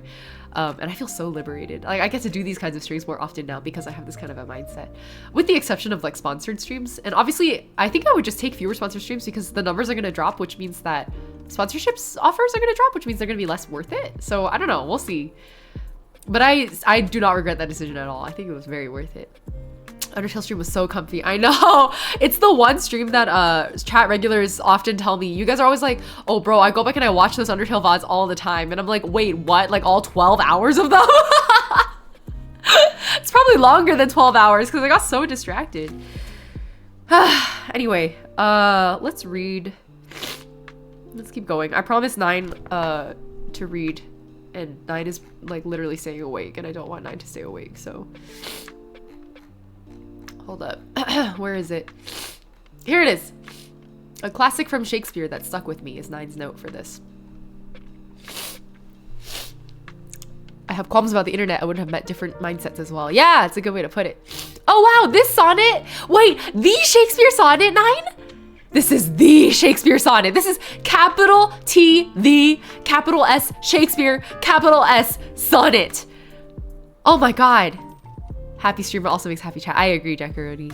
I'm being serious. Really get that you're happier with streaming. Yeah, no, it does not sound sarcastic. Thank you for checking though. Curing your insomnia. All right, Sunny Pop, sleep well. I think the oldest VOD I rewatch entirely is 8 years old now. That's crazy. Whoa. Are we allowed to ask who? You don't have to tell us. The most Shakespeare of Shakespeare. Absolutely. And for good reason, right? It's a good one. I've never tried to read this one out loud either. Okay, hold on. Let's do it. For 9. 9, this is for you. If you're still awake. I would prefer you not be awake, but if you are. I love summer imagery always. This poem is the reason. Oh! All right, let's do it. I'm a little snotty. Hold on. Give me a moment to clear up. Wait. Oh my God, I have just the thing. I have Fisherman's Friend. Fisherman's Friend is the best for clearing up your sinuses. Hold on. Nom, nom, nom. I've always wondered why we get snotty when we cry. Like, why was it not enough just for us to cheer up? Really shaked his spear writing this one down. Damn. It's hilarious. Gemless, I'm not sick. I'm just a freaking emotional baby. I keep crying over these poems and then it gets worse every time. I eat Fisherman Friend like candy. They're great. Oh my God. You get me, 9. Oh, bye, Soren. Thanks for hanging out. Have a good one. We probably still have another hour-ish of stream. Yeah, exactly 1 hour. So you got time. Okay. I'm just waiting for the menthol to kick in. Could use a chill stream now. A full hour of awful music from a streamer I follow just makes me excited. Wait, what do you mean? What happened? What do you mean awful music? Is it a streamer you love? If it's a streamer you love, would you have called it awful music? I'm so confused. Midsummer Night's Dream. Oh my God, I love A Midsummer Night's Dream. I am such a star. Okay, I could rant about this. I literally wrote a 20-page paper about this. I love Shakespeare's problem comedies. I love Midsummer Night's Dream. My favorite is actually, oh my God, how am I blanking? So hold on. As You Like It. Oh my God, I literally, I was halfway through typing up a Google search and it came to me. As You Like It is my favorite Shakespeare play. So good. His problem comedies are his true tragedies. Let's be real. I love how depressing they are. I love how he's like, ha ha ha ha, we're laughing, right? You're not laughing. You are despondent. But A Midsummer Night's Dream, Comedy of Errors, Much Ado About Nothing, As You Like It. Fantastic problem comedies. Incredible. Okay, let's keep going. I already did this rant though as part of naming Wanderer in Genshin Impact. I was like, what was that you said? He's a fool? Let's name him after a Shakespearean fool. And then we named him after Touchstone, and then like pivoted from Touchstone to Lapis as a reference. But then people were like, wait, like Rex Lapis? And I was like, listen, I just mean Touchstone Lapis. Anyway. I think it's hard to get what the deal with Shakespeare is until you hear someone who loves Shakespeare rant about it. Like, I think people converted me. I really love Shakespeare. Shakespeare had so much dark humor. It was like dark to the point of like, I think people missed it most of the time. Okay. In the modern day, I don't get his high status. I think that it's the universality of Shakespeare. I think that the fact that so many of the social issues that are wrapped into his problem comedies in particular, and in our reading of his problem comedies, I love that in our modern lens, like reading Shakespeare through a modern lens gives it probably a very different flavor from what he intended at the time.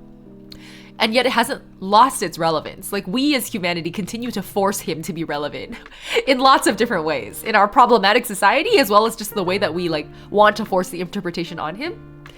All of those aspects are what make Shakespeare very fun to me. So it's beyond Shakespeare himself being a genius or whatever. He absolutely is. He has turns of phrase that I think are truly gorgeous, but I think it's our interpretation of Shakespeare that makes him beautiful. So in short, it's the humanity of it. The vibes are nice, so I don't care. Robert Manuel, that is entirely the point. Welcome to chat. It's good to have you. I hope you enjoy the vibes. We're here reading Shakespeare, bro. All right. Stick around here and I'll get it. You might never get it, and it's totally okay to not get Shakespeare. Like, literature is subjective, right? Not every piece of literature or music or whatever is going to be for everyone, and that's like very, very, very normal. Okay, ready? Sonnet 18 by William Shakespeare. Shall I compare thee to a summer's day? Shall I compare thee to a summer's day? Thou art more lovely and more temperate. Rough winds do shake the darling buds of May, and summer's leaf hath all too short a date. Sometime too hot the eye of heaven shines, and often is his gold complexion dimmed, and every fair from fair sometime declines, by chance or nature's changing course untrimmed. But thy eternal summer shall not fade, nor lose possession of that fair thou owest. Nor shall death brag thou wanderest in his shade, when in eternal lines to time thou growst. So long as men can breathe, or eyes can see, so long lives this, and this gives life to thee. This poem, to me, is like the feeling of being in love. It's amazing. That feeling of like foreverness. Well, you know it's not going to be forever, but it feels like it's going to be forever. Because like, that's what a summer feels like. You're like, damn. In midsummer, you're like, this is an everlasting summer. This will last forever. This is something I will treasure forever. This is the foreverness of it. But summer doesn't last forever. It's a season. It'll come back, but it doesn't last forever. Most of the works are open domain. Yes, very true. Wait, hold on. I misread. Khalil, how do I say that? Gibran? I can look it up. Do you have a specific recommendation? Each summer feels nostalgic. Yeah, because we always revisit every summer. And summer's lease hath all too short a date.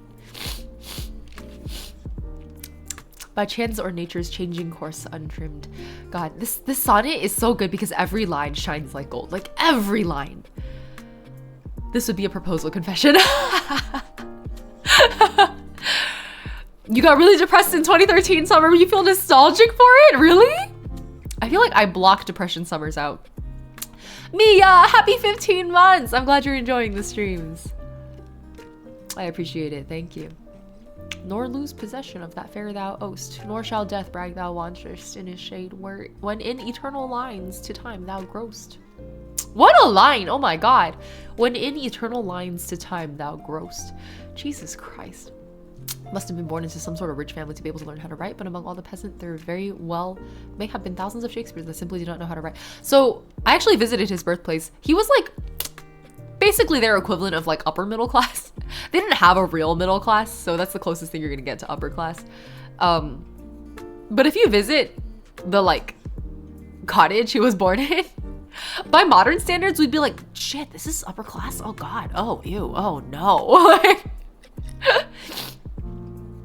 Homework in your Norwegian course book you read in high school back in Norway. Oh, okay. Do you have like a favorite like poem? Oh, it's a Lebanese American writer. The Durandal visual novel used this sonnet twice. What? The Durandal visual novel used "Shall I compare thee to a summer's day" twice? Wait, didn't Honkai Impact 3rd use the Macbeth soliloquy too that we read earlier? The tomorrow. I inserted an extra tomorrow there. They did, right?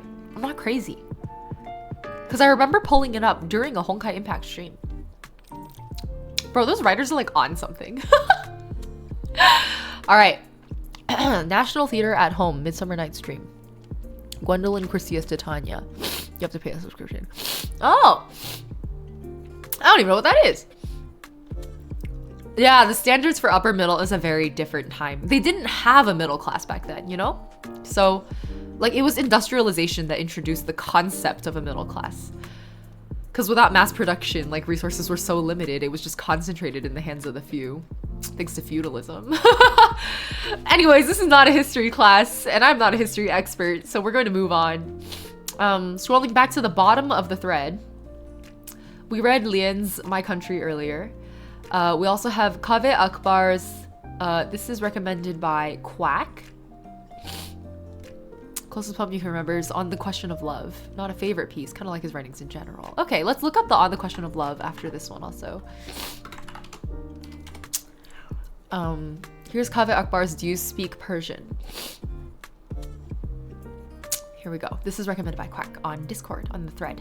Again, for those of you just joining us, we are pulling recommendations off the thread. If you drop them directly in chat and I miss them, the thread is the best way to do it. But I think chat isn't moving so fast today that I can't keep up, so I think it's okay. I only can't keep up when I'm like reading. Okay. Do You Speak Persian by Kaveh Akbar. Some days we can see Venus in mid-afternoon. Then at night, stars separated by billions of miles, light traveling years to die in the back of an eye. Is there a vocabulary for this? One to make dailiness amplify and not diminish wonder. I have been so careless with the words I already have. I don't remember how to say home in my first language, or lonely, or light. I remember only, oh, I can't read that. Let's make Google Translate say it. Hold on. We'll make Google Translate say it. I have faith. I don't have faith, but they'll do better than me. What was it? Persian?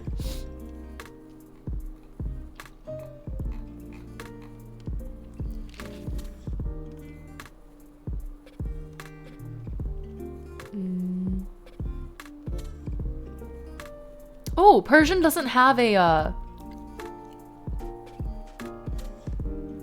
Google Translate doesn't have like a voice bank for Persian.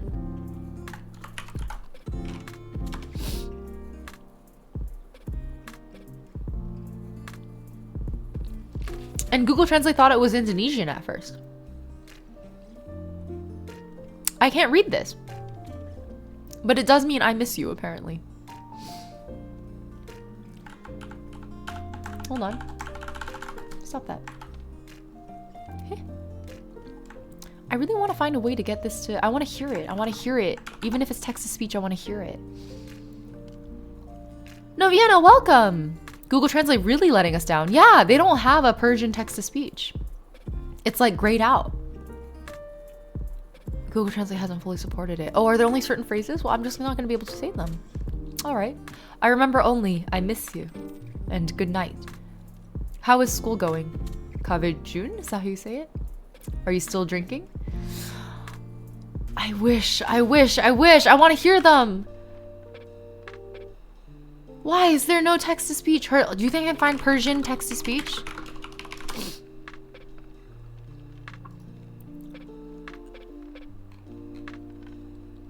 Hold on. Maybe we can do this. Hold on. Ready? I think I found a text-to-speech engine. I don't know if it'll be accurate.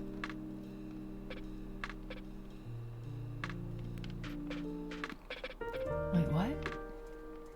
دلم برات تنگ شده. Is that accurate? Does anyone know? دلم برات تنگ شده. Do we have Persian speakers in chat? Hamad, can you? دلم برات تنگ شده. Is that right?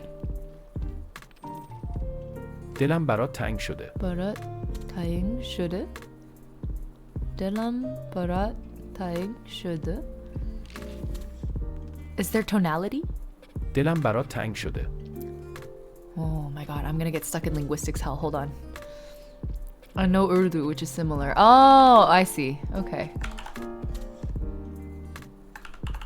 And what about good night? What about good night? I want to hear it.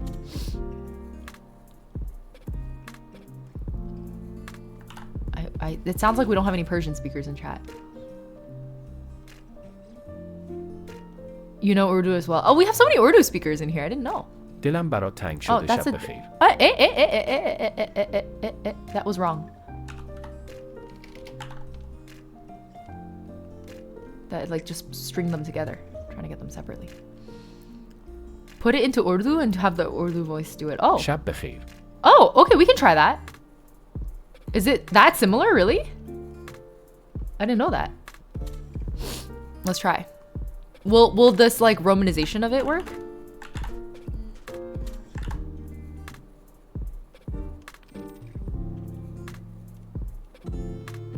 دلم برات تنگ شده.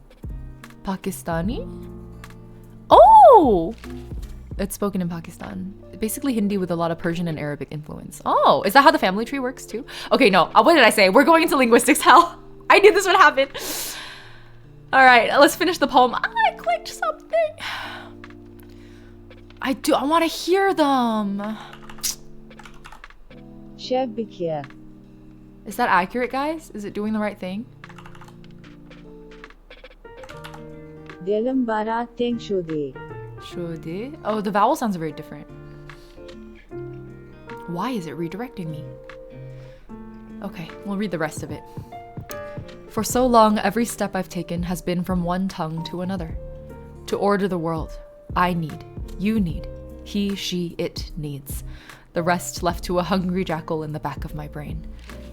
Right now, our moon looks like a pale cabbage rose. Oh, and this means I miss you.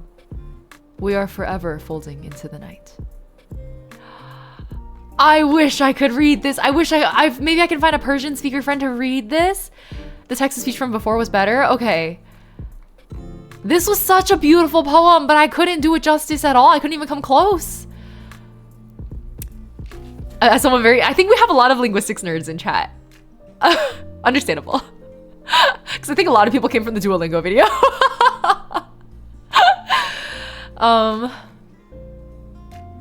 Yeah, no, we definitely have a lot of linguistics geeks. I kind of wish I had taken more linguistics classes when I was in college. There was one class I was finally going to be able to take on the linguistics of like East Asian language families, which I think is really obvious why that would be interesting to me. And I had to drop it because I was also invited to tutor and a machine learning class, which like, I don't know if I regret that, to be honest, but really wish I had taken that linguistics class. Languages are really cool. A lot of my friends are very into linguistics. So everything I've picked up about linguistics has been like tangentially through my friends who really like linguistics. Okay, well, I did my best and it wasn't good enough, Quack, but I thank you for recommending this. We got a recommendation from, is this Jack? Is this Oops like Jack? Oops. Caged Bird by Maya Angelou. This is a good one. Is it Angelou or Angelo? Angelou? I never figured out how to... What languages can I read or speak? Just Chinese and English. I can speak like engenge zangheu, but only engenge. And then I'm self-taught just to be able to read the Japanese alphabets. Only hiragana, katakana. Kanji is like beyond me. Okay. Oh, and I guess I took 1 year of Spanish, but that doesn't really count for anything. Yeah. You did your best and that is good enough. Okay, I hope so. I think it's Angelou in my brain. Yeah, I like to surprise normal people by basic linguistics, like the fact that Hindi and English are related linguistically. I didn't know that! That is a surprise! Wait, that's fun! Indo-European... Oh! Oh! I'm learning something. Do I play games on Twitch? Yeah. This is a weird one for us. Well, I used to do reading streams a lot, but we play nowadays a lot of Hoyoverse games. I guess it really snuck up on me. Used to be just Genshin, but now it's like shit, all of them. The ones on my list also, I owe you guys Pokemon Violet and a Hoenn, what's the word I'm looking for? The challenge? The Pokemon Nuzlocke, a Hoenn Nuzlocke. We'll choose one or the other. I'm not super sure yet. And then we played a lot of story-based games on stream. I played Undertale and Doki Doki Literature Club. I don't know. It's like all over the map here. I'm a variety streamer. It's fine. Recently, there's been a lot of Hoyoverse focus just because they keep dropping stuff, and I'm like, damn. Yeah. Tears of Themis. We just streamed that last stream. Yeah, that was good. That was I astral projected the entire stream. Okay. Let's see. Let us keep going. This is suggested by Jack/Oops. I believe this is the same Jack/Oops.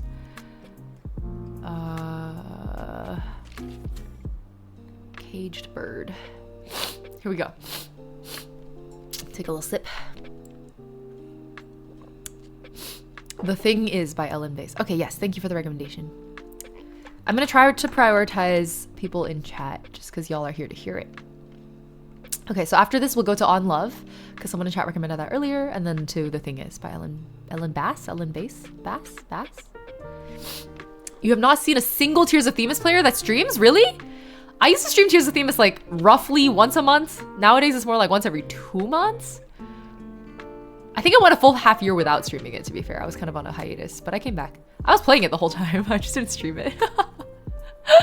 Slay Rich, hello, I'm good. How are you? What was the coat thing you were wearing at AX? White with a blue collar, star, and moon motif. Oh! Roberto Desnudo? Am I Desnudo? I don't think I was saying that. Roberto? Welcome. It was like a modernized Hanfu. Would you please make the reading on love? Yes. Exactly. That's what I have, Ephraim, because you recommended it. So that's next after this one. Oh, excuse me, burpee. So we're gonna do Caged Bird and then On Love and then The Thing Is. Okay. No, Vienna, I'm assuming you're also losing your mind over the 3rd anniversary stuff that just dropped yesterday on China server, yeah? The SSS cards. Bro, I lost my mind and then I accidentally ratioed the N2X gallery account on Twitter. I didn't mean to do that. I did not mean to. I like quote retweeted the Marius one. And then like, I don't know, the Twitter algorithm took that quote retweet and just ran with it. And then I was like, oh shit, I think I ratioed them. I didn't mean to ratio them. Okay. I know, Artem and Marius. Well, Luke's also, okay. Anyway, let's pause on the thirst really quick. I want to read this Maya Angelou poem. Okay. This is recommended by Jack. Caged Bird by Maya Angelou.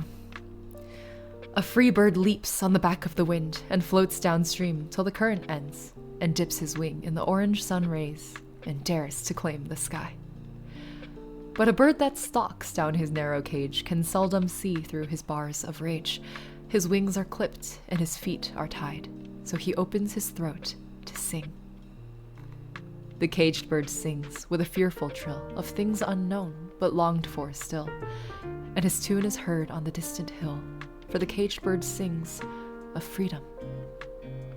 The free bird thinks of another breeze, and the trade winds soft through the sighing trees, and the fat worms waiting on the dawn-bright lawn, and he names the sky his own. But a caged bird stands on the grave of dreams. His shadow shouts on a nightmare scream. His wings are clipped and his feet are tied, so he opens his throat to sing. The caged bird sings with a fearful trill of things unknown but longed for still, and his tune is heard on the distant hill, for the caged bird sings of freedom. Ah, I've never tried to read that poem out loud before. This is Maya Angelou's probably most famous poem. God. Love it. That's a good one. It's all good. You read this in English? I don't think we ever read Maya Angelou in my English class for some reason, but yeah. Oh no, Vienna, you're an Artem and Din stan. I'm a Marius stan. I'm a Marius stan through and through. Yeah. The music is so good and chill. What do you look up to find music? Oh, this is a custom BGM. I'm sorry, Soaring Light. This is my custom lo-fi BGM that I commissioned from Hope. If you want more, Hope makes all kinds of music, but let me drop his Twitter handle for you. I would just look up like lo-fi BGM though, if you want music like this. Where is his? Why isn't there? He is. Here you go. This is the he composed this music for me. Oh, sorry, Noviana, that's my original song. I'm so sorry. I forget that the song command is like a common one on Twitch. I like Mario. I do. I'm a Mario simp. All right, thank you, Jack/Oops, for that recommendation for Caged Bird. This is a very fun, like rhythmic, almost lyrical one to read. And I think it's the first more lyrical one that we've read on stream today. So that was very fun. Let's do On Love next. Recommended by, I'm forgetting your username. I'm scrolling, hold on. I feel like you had a blue username, a green one. Efril, thank you for the recommendation. Matcha Nemo vibes, I know. I'm literally sitting here like, what if I put on a Xiao cosplay and I read this, or I put on a Venti cosplay and I do this reading? Maya Angelou would murder me. Efril Stern, yes. Good to see you again. All right, here we go. On Love by Khalil Gibran. Are these also? Oh, it's quite long. All right, here we go. Venti would slay this. I agree. Let me get that cosplay on. Damn. Maybe we should do a Venti poetry reading stream. I think that might be fun. We'll put the cosplay on. It'll be great. Okay. Let me put this tea back on I have like a mug warmer over here. I want my tea warm again. Okay. Still kind of snotty, but we're getting better. Then said Almitra, speak to us of love. Is it Almitra? Almitra? I'll start over. On Love by Khalil Gibran. I don't know how to say it. Then said Almitra, speak to us of love. And he raised his head and looked upon the people, and there fell a stillness upon them. And with a great voice he said, when love beckons to you, follow him, though his ways are hard and steep. And when his wings enfold you, yield to him, though the sword hidden among his pinions may wound you. And when he speaks to you, believe in him, though his voice may shatter your dreams, as the north wind lays waste the garden. For even as love crowns you, so shall he crucify you. Even as he is for your growth, so is he for your pruning. Even as he ascends to your height and caresses your tenderest branches that quiver in the sun, so shall he descend to your roots and shake them in their clinging to the earth. Like sheaves of corn he gathers you unto himself. He threshes you to make you naked. He sifts you to free you from your husks. He grinds you to whiteness. He kneads you until you are pliant. And then he assigns you to his sacred fire, that you may become sacred bread for God's sacred feast. All these things shall love do unto you, that you may know the secrets of your heart, and in that knowledge become a fragment of life's heart. But if in your fear you would seek only love's peace and love's pleasure, then it is better for you that you cover your nakedness and pass out of love's threshing floor into the seasonless world where you shall laugh, but not all of your laughter, and weep, but not all of your tears. Love gives not but itself, and takes not but from itself. Love possesses not, nor would it be possessed, for love is sufficient unto love. When you love, you should not say, God is in my heart, but rather, I am in the heart of God. And think not you can direct the course of love, for love, if it finds you worthy, directs your course. Love has no other desire but to fulfill itself. But if you love and must needs have desires, let these be your desires.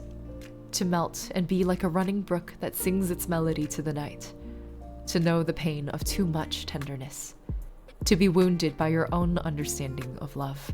And to bleed willingly and joyfully. To wake at dawn with a winged heart and give thanks for another day of loving. To rest at the noon hour and meditate love's ecstasy. To return home at eventide with gratitude. And then to sleep with a prayer for the beloved in your heart and a song of praise upon your lips. I like that this wasn't necessarily about romantic love only. I felt like it went beyond that. which I always appreciate about like poetry or songs about love. As a questioning aromantic. Welcome back, Soren. Good to have you. Whew, that was good. That love was about vulnerability and yielding and unfolding and exposing, right? Like, gorgeous. This was a manifesto. This poem was a manifesto about the importance of love. And if anything, it was maybe a little bit disdainful of like people who would not dare to be vulnerable, right? If in your fear you would seek only love's peace and only love's pleasure, then it is better for you that you cover your nakedness and pass out of love's threshing floor. You shall laugh, but not all of your laughter, and weep, but not all of your tears. This is a poem that is not just about love, but about vulnerability. I think it's making the argument that love is vulnerability. It is total vulnerability. Total nakedness, right? Khalil Gibran is alluring, even though you don't read poems much. I see it. If this is the cadence of most of his poetry, I can see it, absolutely. Love personified with he, him pronouns. Oh, that's a good point. Well, I think there's a godliness to it, you know what I mean? A religiosity, and I think that's where the he, him felt very, very normal, actually, to me. But you're right. Robot Manuel, thank you for the hydrate redeem. I hope my tea has warmed up a little bit. Have you guys been able to hear the cat in the background? We adopted a cat 2 weeks ago now. I can hear her coming. Hello, Sapporo. I don't have a cat cam on today. No. Hi. You want to come meow for chat? You good? You done with your nap? Can you hear her? Wait, no, she's not meowing anymore. You can hear the baby? Hold on, let me mute the BGM. Hey, Sapporo. Sapporo, come say hi to chat. Nope, she is laying down right there. She is right there across the room from me. She is not getting any closer.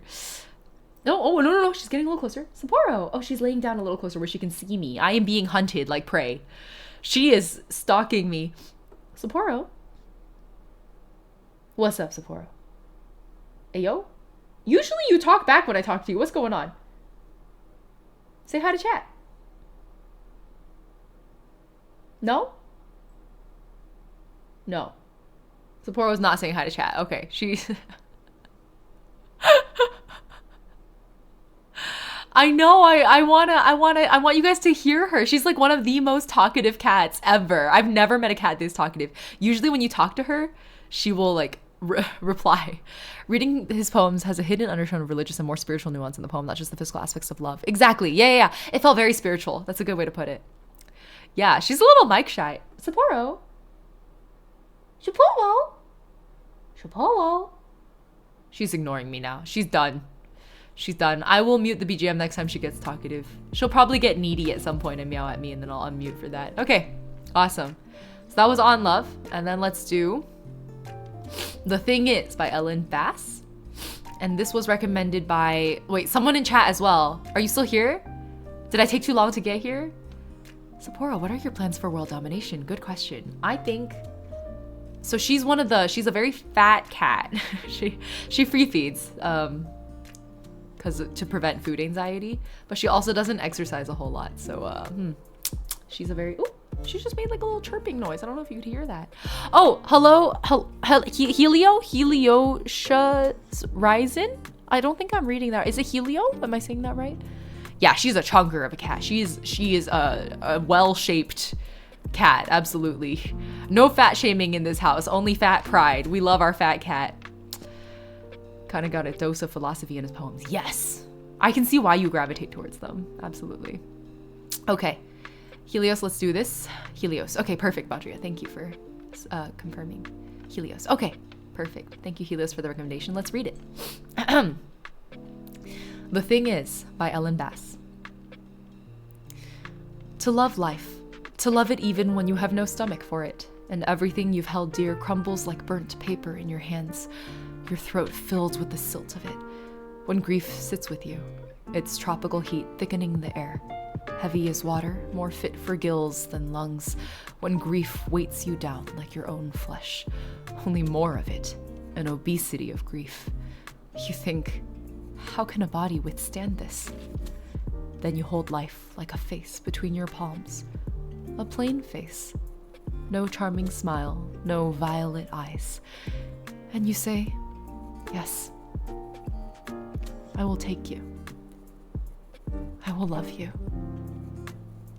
Again. Ooh, that one got me at the end. That was good. I have no other words. That's a depression poem.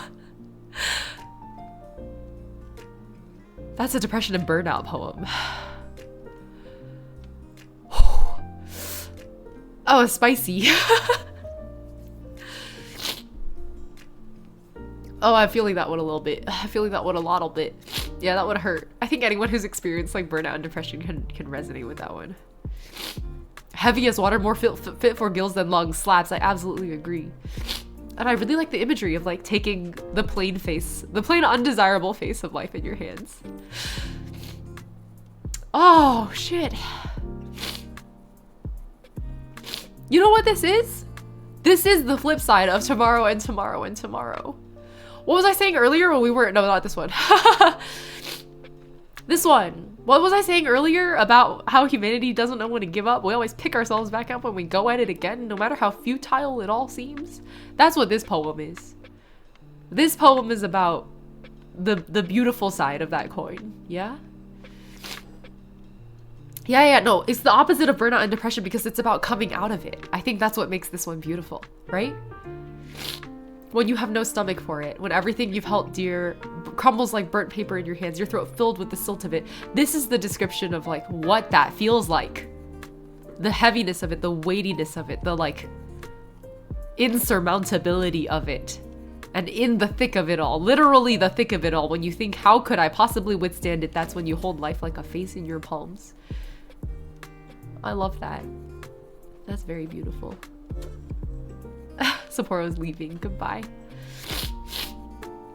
Ah, shit. Oh my god, that was a good one.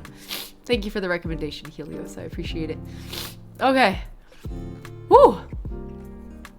Let's keep scrolling up. I don't know if if 3 is still here, but 3 has an ode to softness that I want to read as well. Oh no, I'm kind of blocking it. Hold on. Is that better? When you have to keep going. Yeah, but not just when you have to keep going. It's when you want to keep going. To choose to love, right? In a moment where you're like, I could never. You're like, I will. And it's not because I have to, but it's because I want to. I think those are very different emotions. Yeah. Okay. This is Ode to Softness, recommended by 3. It's by Adam Zagajewski? I'm not saying that last name right. It could very much be Jevsky for all I know when the W is like V-ified. Okay. Ode to Softness. Mornings are blind as newborn cats. Fingernails grow so trustfully for a while that they don't know what they're going to touch. Oh, for a while they don't know what they're going to. I read that completely wrong. Let me start over. Mornings are blind as newborn cats. Fingernails grow so trustfully for a while they don't know what they're going to touch. Dreams are soft, and tenderness looms over us like fog. Like the cathedral bell of Krakow before it cooled. Oh, Krakow, like we spell it with K's now, I think? Is that right? In Poland? Wait, that makes this a Polish last name, probably. Shit. Definitely said it wrong.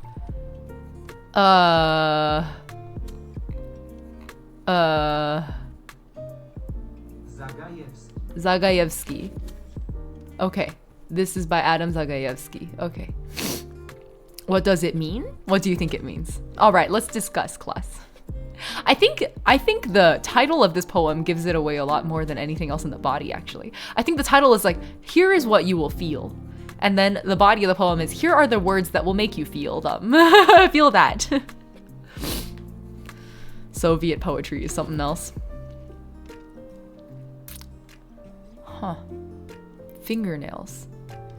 I think fingernails evoke like blindness, and fingernails and a cathedral bell still cooling are very much a similar sense of vulnerability, I want to say.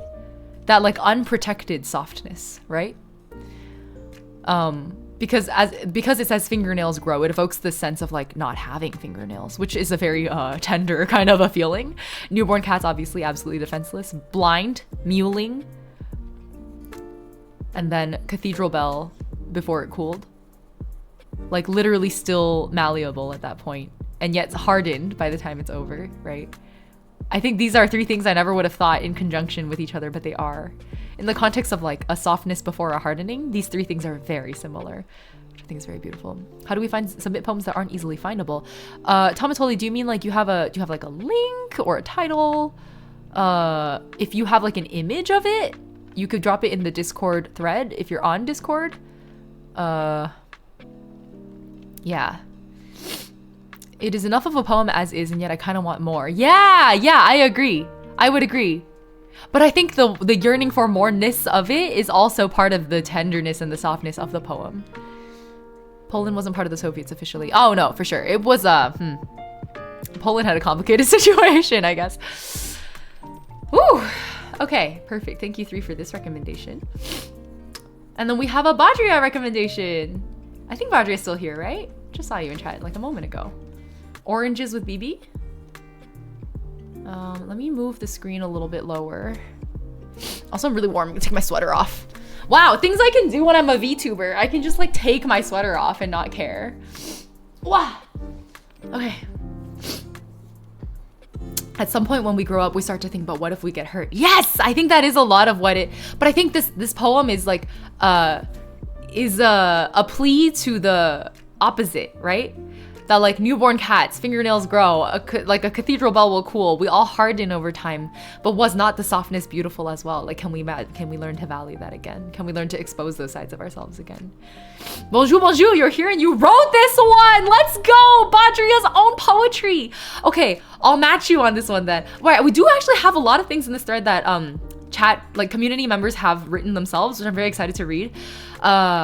And I don't write poetry that much, but I do have a few pieces I can share. And more than poetry, I write songs. I have a lot of lyrics I could share. Okay. Yeah, I know. I agree, 3. Be very careful about calling Poland Soviet. A Pole may punch you. I dated a Polish British man for a very long time. That's the European I mentioned earlier. Yeah, no. Wow, shit. I think he would just laugh, but his parents might have punched me if I said that.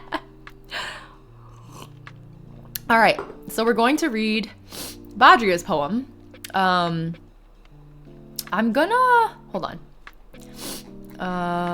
This screen is not letting me see the title, which is why I want to drag it down just a little bit. Here you go. Right here. Oh my God, now you can see all the tabs I have open. It's kind of embarrassing. Sorry, don't look, guys. Don't look at my tabs. Okay. This is Oranges with BB by Badria. Shall we? Don't hold the knife like that. The first love lesson from my grandmother. Imagine it was in Swahili. I don't want to cheat, you see. The knife was now more dangerous, waving around in her hand, punctuating every syllable as she punctured the air. Ooh, I'm gonna get these words very butchered, and I apologize in advance. Tizama? Tizama? How do you say that? Do you think I can TTS it?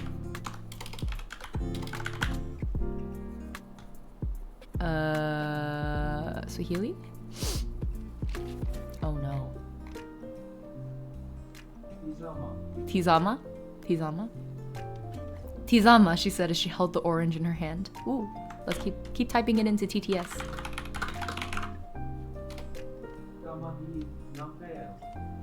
Kamahi napel? Am I getting that right? She slipped the knife under the skin, twisted the fruit, and it followed her lead without resistance. You could have been a surgeon, BB. A laugh as fresh as the juice echoed across the waves as a perfect peel landed in the sand. Ooh. Keep typing it in. I apologize for breaking flow, but I really want to hear it.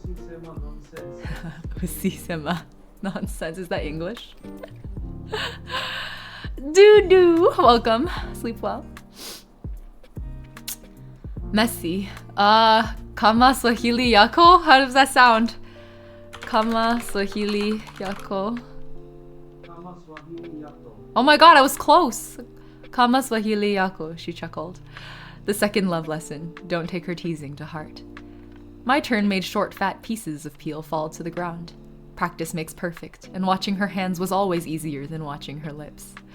My fingers always twitch, but my mouth could stay forever unused. Listening can take you far. Hear the agreement of or the disapproval of But for all I've listened, I could not tell my bibi that I love her in Kiswahili. How do you say that?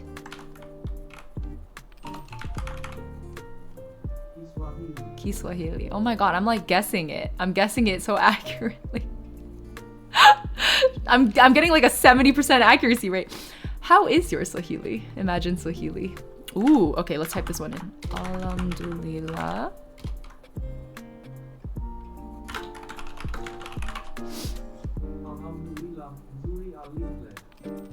It read out a little. Alhamdulillah. I want to hear that. Nzuri? Is it Nzuri? It's been 10 years and we still can't hold a conversation without me slipping into English. I want to hear it. I want to hear it. Lete chungwa. Lete chungwa. Something I understand, so I glide the blade under the skin, twist until a perfect peel falls on the ground. Slice the orange in half, juice catching in a small bowl. No. Ooh. Bakuli. Wow, it's very phonetically accurate to how I would guess I would read it in English. I think that's what's made it.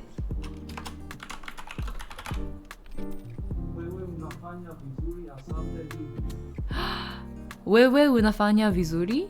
Asante bibi. Is that what it is saying? Oh my god. So I think Google Translate is picking this up as you're doing well. And the last one is thank you, bibi. Thank you, ma'am. Huh. Huh. Okay, sorry. All the disruptions meant that I couldn't properly take in the flow of the poem. So let me read it through again in my head. Don't hold the knife like that. The first love lesson from my grandmother. Imagine it was in Swahili. I don't want to cheat, you see. Say what you see kind of language? Okay. The knife was now more dangerous, waving around in her hand, punctuating every syllable as she punctured the air. I really love the punctuation of that. Tizama, she said as she held the orange in her hand. Kamahi na peel. She slipped the knife under the skin, twisted the fruit, and it followed her lead without resistance. You could have been a surgeon, Bibi. A laugh as fresh as the juice echoed across the waves, and a perfect peel landed in the sand. Usisema nonsense. Messi kama Swahili yako, she chuckled. The second love lesson. Don't take her teasing to heart. My turn made short, fat pieces of peel fall to the ground. Practice makes perfect, and watching her hands was always easier than watching her lips. Oh my god, the punctuation of the practice makes perfect. Very fun. My fingers always twitch, but my mouth could stay forever unused.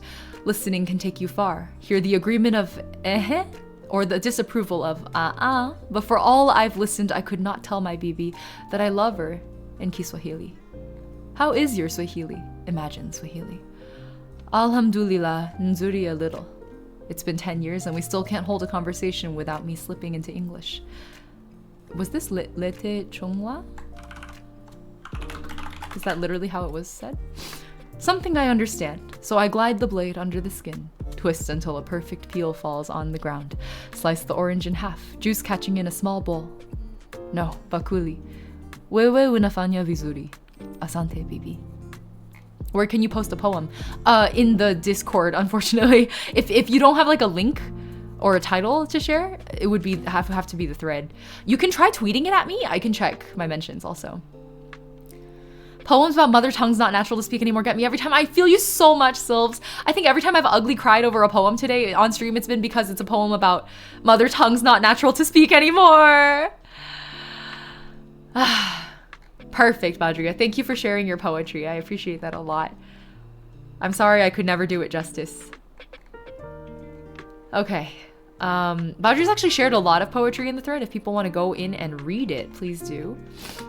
And for those of you just joining us, this is the thread in the Discord server. Under Ying Updates, there's the thread called Poetry Sharing, and you can find it there. It's a poem you made. Is that okay? Of course it's okay, Noviena. You can, if you're not in the Discord, I would recommend tweeting it at me instead. I'll go check. I'm at Ying_verse on Twitter. I've had Americanized people from my ethnic background make fun of me for not speaking the language right, but people from my homeland are more neutral and understanding. That's so true.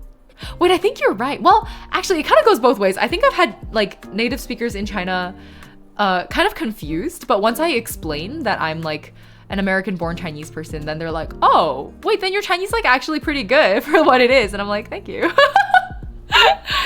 First time seeing your VTuber model, like, oh, it's Joey. Thank you. I appreciate it. I haven't used the model in a little while, so I figured I'd pull it back out for the occasion. You'll find my YouTube channel. What, the Twitter? Yes, that's the Discord. June, hello. Wait, hold on. I think the socials command is the one that brings up all of them. Yeah, YouTube, Twitter, Discord, Instagram. Perfect. God, we have time for maybe a few more. Should I share something I've written myself? I used to keep them on a locked Tumblr, I think. Hold on. I don't even know if I remember the login. Let's see if I can find it. Can I even log in? Which shit? I had 2 Tumblr accounts and then multiple blogs under. Ooh. Shit. I don't remember which.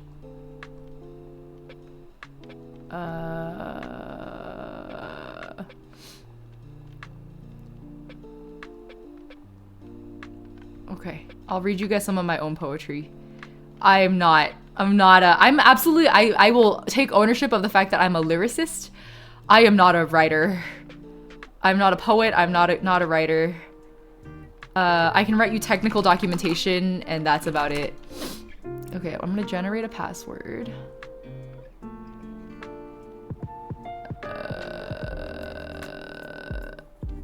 Oh God, it's been so long. Auth code? Auth code? Where am I gonna get an auth code from, bro? What do you want from me? Where am I getting an auth code? What, text? Did they text me? Oh, they did. Okay, I'm in. Let me find the specific blog this was under. I want to say it was here. I use this blog for so many things. So I don't always have only poetry here. There's a lot more. I only wrote short form poetry too. It was like extremely short.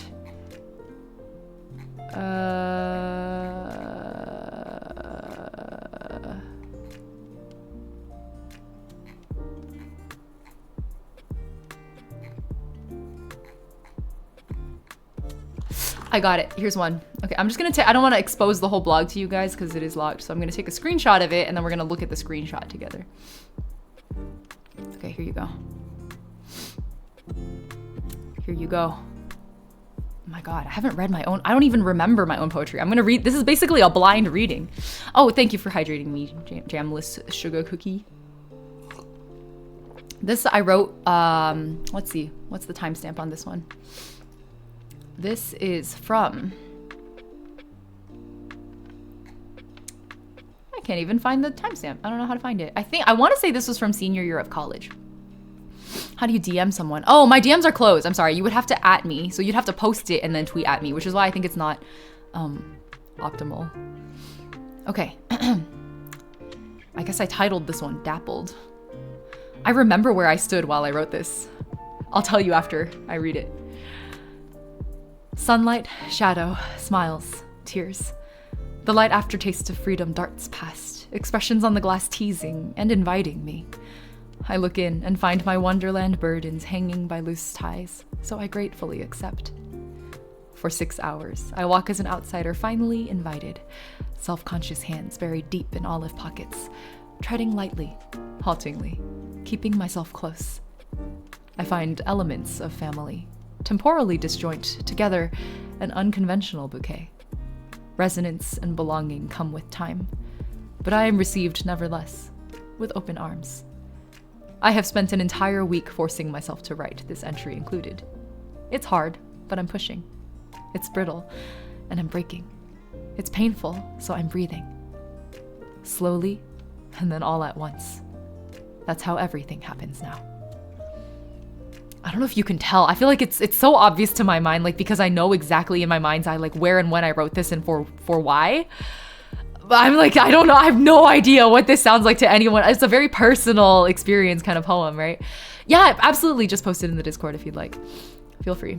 There's a thread in the updates channel. Yes, Sylphs, thank you. So if you go to Ying Updates, which is under Ying Nest category, there's a poetry sharing thread. Bro, what the? I don't remember. I don't.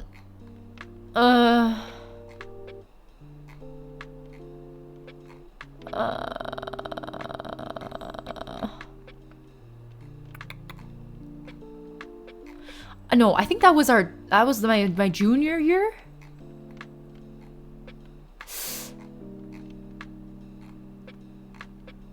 I'm like scrolling now because I swear there was a poem I wrote more recently than that. Maybe it was on my other, I had yet another Tumblr. Some kind of get together with family. Interesting. Fantastic. Self-acceptance. Interesting. Okay. I like where you guys are taking it.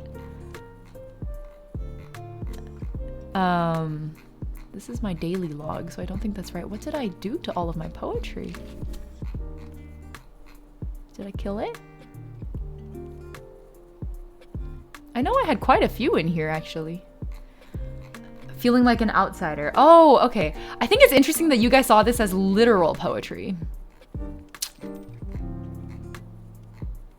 Wow, all of this is like me.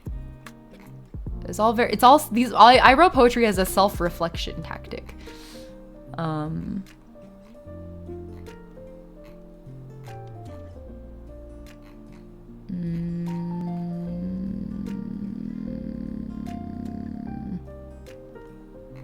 Oh, I guess this is a poem. I didn't even realize. They're all so short. It's so easy for me to read through these with you guys. Here's another one.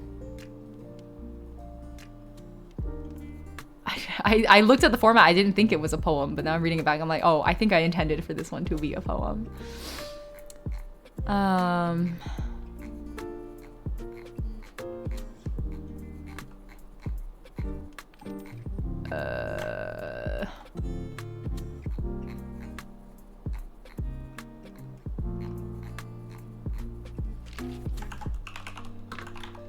can't find the one I'm thinking of.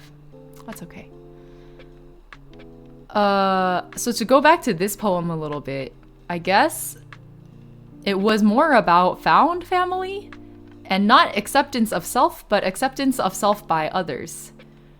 You can just post the whole thing in Discord. Yeah, no, Vienna. In the thread, and under Ying Updates poetry sharing thread. So I'm like, where do I go with this? How do I explain this? There's a dorm in a college campus. I'm like, if Vera's here, she's gonna laugh. We did a get together in a dorm of a college that I don't go to. This dorm is very fun. I once lived in it for a winter session. And it's the students who live in the dorm are allowed to decorate the dorm however they choose. They can paint the walls, they can build loft beds, they can hang a couch from the ceiling if they want. Like, it's one of those types of almost anarchist spaces. So in my mind, it's always been kind of a wonderland. And so not only that, I thought of my own college experience as very much being like a wonderland. I felt like I was transported through a portal to a very different world. Because I'm a California girl who went to school in Boston, Massachusetts, in a very insular, almost monastic setting. We had a very isolated kind of campus. Wonderland to me in many ways. It was a wonderland, it was a neverland. To me, that's what the Wonderland burdens represented. Lots of different visual imagery things in my brain. So that's what I mean when I say I write the poetry in a very personally self-reflective way. Like, only I could ever have interpreted Wonderland burdens hanging by loose ties in that way, right? Poem recital is good, but the music kind of ruins it. Oh, I forgot that my BGM was still on. Yeah, it's our vibe in BGM here. Apologies if it ruins it. Freedom to me. got isekai to college for real. That's how I feel about it. Yeah, but this is the hesitation of being in an unfamiliar social setting. Like, I don't know these people, they've accepted me amongst them, and I appreciate that, but that doesn't stop me from being a little self-conscious, a little halting, a little disjoint. This is a gathering of people who are very different from each other, and yet there are these loose ties that hold us together. That doesn't make it any less of a familial feeling somehow. Yeah. Anyways, it was a really rough time, hence the lines at the bottom as well. College was a bad time for me, guys. I like super suffered. I caught and held a corner of the sunrise in my room this morning. Eyes too open, too early. Closing the blinds and turning away, legs restless, I pretended to sleep, pushing off the inevitable sunset peeking through these asymmetric windows. It's just a sentence, but I think I wrote this intending it to be poetry. This one's very clear. I was awake and I did not want to be. How come I can't find... Where do you think I copied them into like a Notion or something? I'm also getting a little hungry. I think I saw the poetry shared now. Oh, you guys have all been dropping it in the thread. Perfect. No, Vienna, I see yours. Here we go. Let me disable streamer mode. I can't see. Oh, Ephriel shared a dream. Noviana shared a poem called A Journey. Did you write this one yourself? And Tomatoli also shared two. Let's go through those. Oh yeah, college I think is a rough time for a lot of people.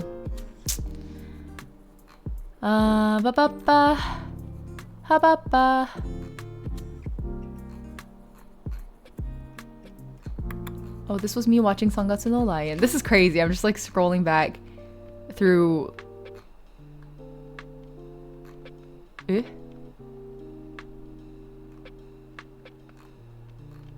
There's Tatami Galaxy here.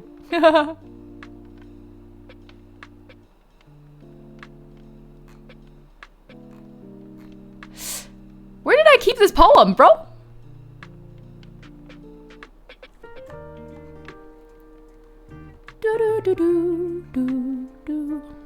Yeah, I'm glad you're letting us read your poetry. I appreciate that. Where did I keep it? Where did I keep my poetry? That is the real question.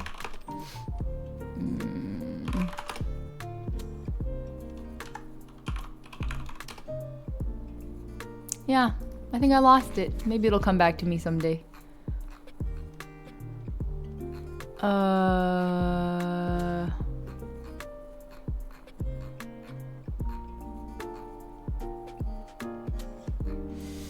I'm gonna make one last try to find this one.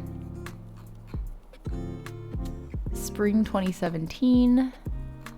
Pooh Bear quotes. A Chinese saying, better to be the chicken's head than the phoenix's tail. This is a very strange... Oh, I have the entire Statue of Liberty poem here.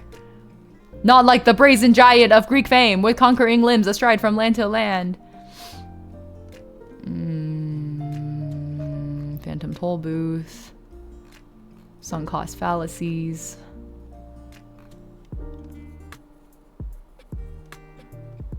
Oh, wow. Huh.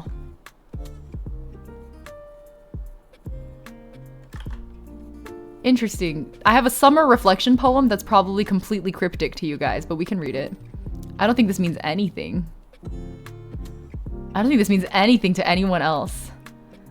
And then let me do one more, and then we'll switch to your guys's.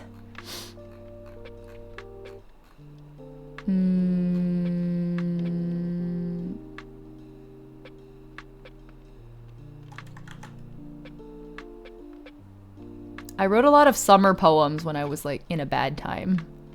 So that's what these will be. A lot of like upsetty, stagnating summer poems.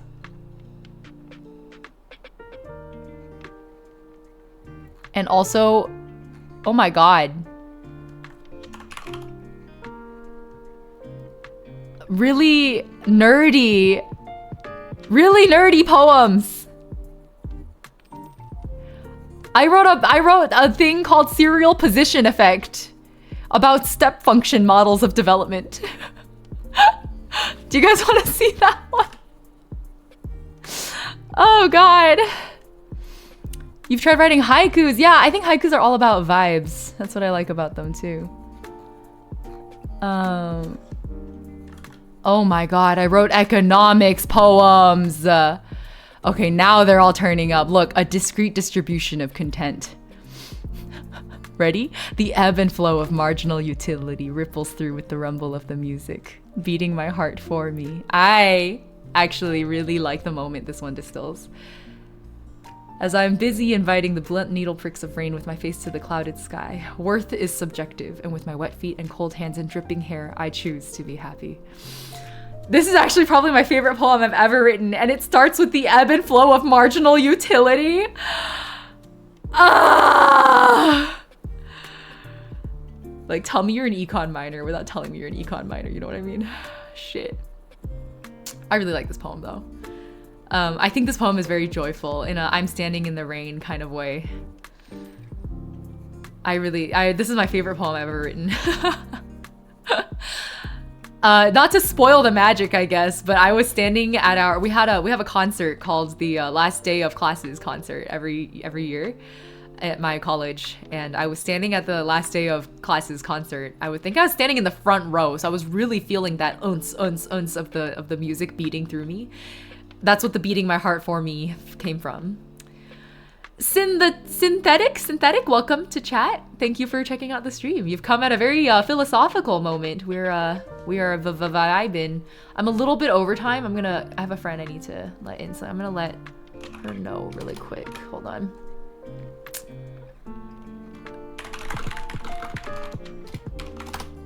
Perfect. Okay, well, just wanted to share that with you guys.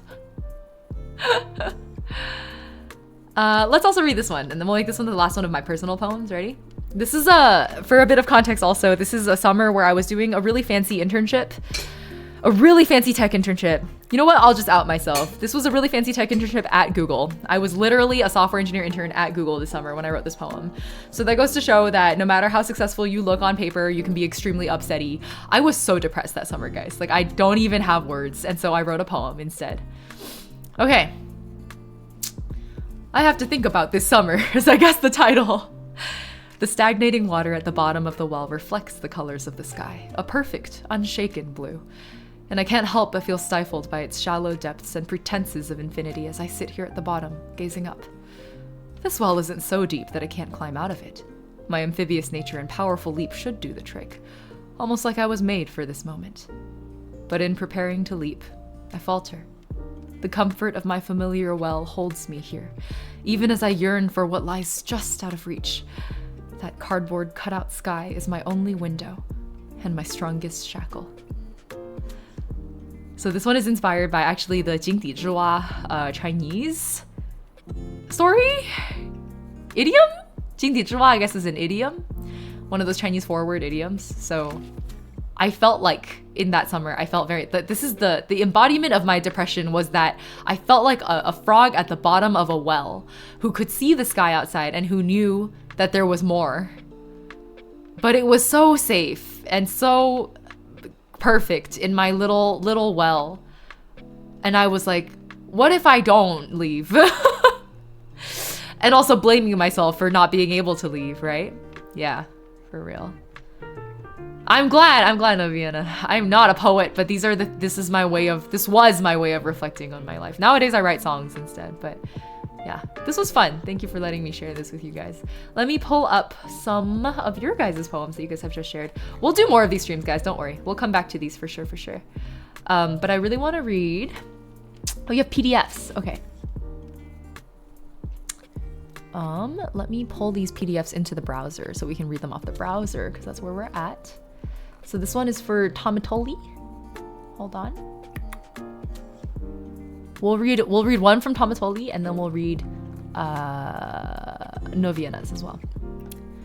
Okay, let's go. Let me zoom in a bit on this one. The Willow. Oh, you guys were saying the BGM ruins things? I didn't realize it was that bad. I do apologize. I thought it was nice to have some background music.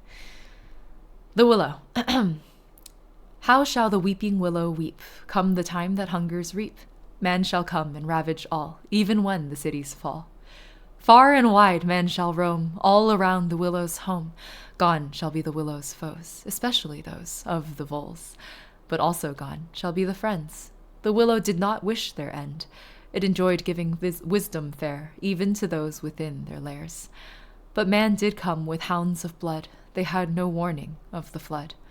Down the river went the supplies. They had to flee as the crow flies. Man wouldn't have no kill this season. Back to the hills with good reason. Came again the seasons did, bringing out those that hid. But also came the men with axes.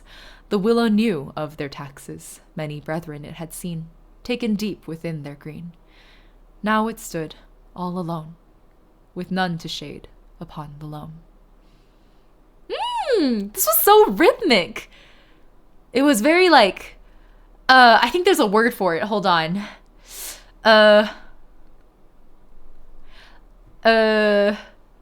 Iambic? Is that the word? It's surreal to hear someone read it because you've written it, right? That's how I feel too when I read my own poetry out loud too. I'm like, what the? Now the vibe is gone. No more cappuccino coffee vibes. Okay, I can bring the BGM back. So people were complaining about the BGM earlier, so I was like, okay, sorry. All right, can't please everyone. We're just gonna keep the BGM. Iambic. I think it was very iambic. Oh, okay, I got the right word. Hell yeah, thank you, Vidria. It had iambic energy, the up, down, up, down, up, down energy. Perfect. Gorgeous. Thank you for sharing this. All right. That was Tomatoli's. And then we got Ephriel shared a dream, but I wanted to, as our last poem, read Noviena's. And then I'll sing you guys out. I mentioned I do a lot of songwriting. I'll sing us out. It's a comfy stream. I can do what I want. I don't know if I can, hold on.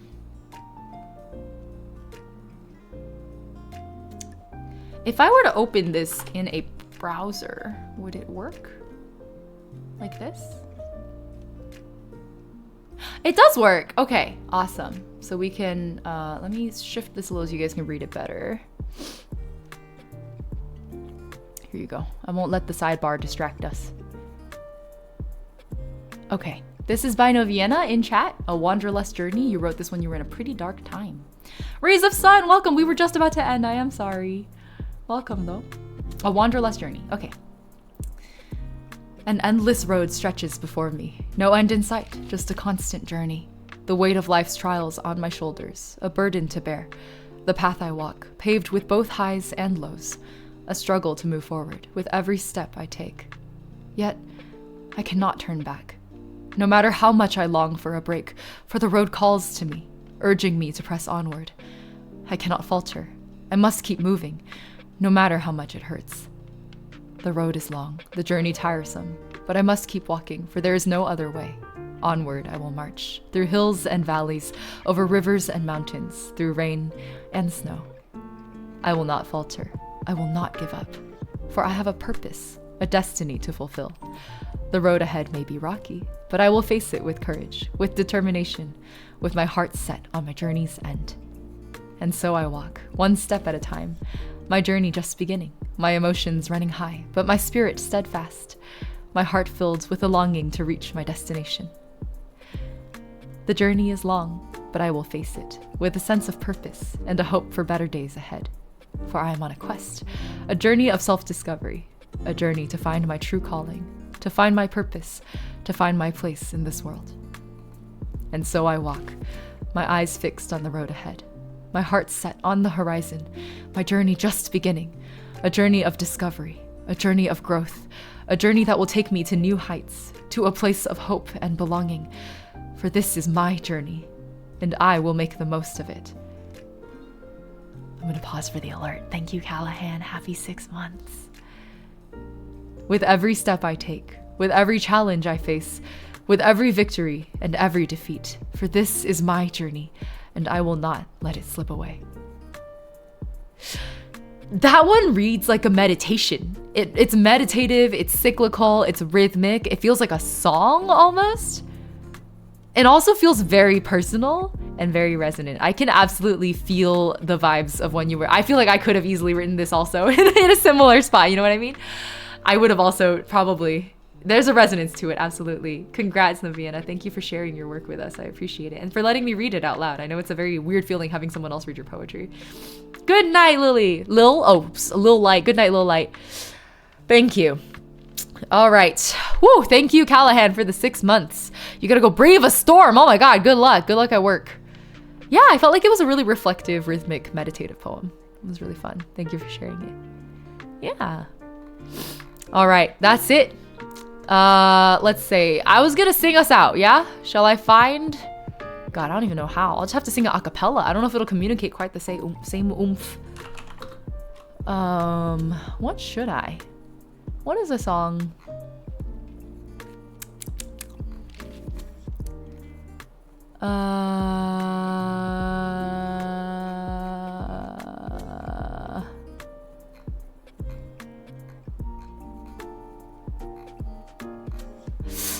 I think maybe my 2020 FOM songs. Hold on, let's see.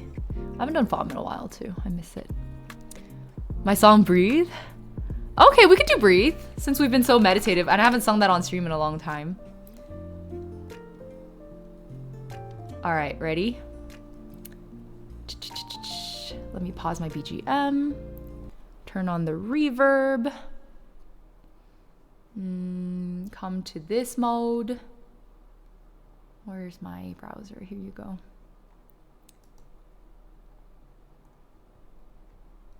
Sweet. Yeah, all right. Hold on. Let me make sure the audio is okay on this.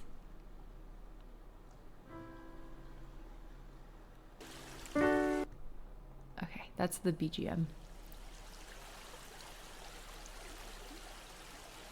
All right. I got it. That's the starting point.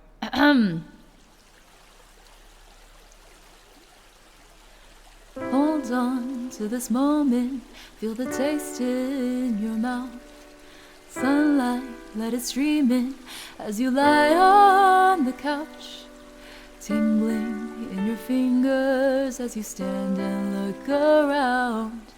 This is what life is all about. Slowly, now unfurling as they gently sink down. Follow with the tea leaves all your worries and your frowns. Deep inside you believe in the power of yourself. This is your fight, so stand your ground. So breathe in now. Breathe in now. Breathe loving you in. Breathe doubting you out. So breathe in now. Breathe in now. Breathe loving you in. Breathe doubting you out. That's the first original song I ever released to like music distribution services. I think I released it in 2019, 2018, 2019. I wrote it in 2018, released it in 2019. I think that's right. So I just really wanted to write like a soothing lullaby, a self-assuring soothing lullaby. That was the goal. And I hope that a meditative self-assuring lullaby. So I hope that was what it achieved. I have a lot more. I write a lot of lullabies because it's my favorite self-soothing mechanism. I really want to release like an entire lullaby album. That's the goal. My debut solo was also a lullaby. Better than this? That was a lullaby. You can stream that on my Spotify now too. Your pre-interview song to listen. I'm so glad, Badria. I'm so honored. Good luck with your interviews. I hope they've been going okay.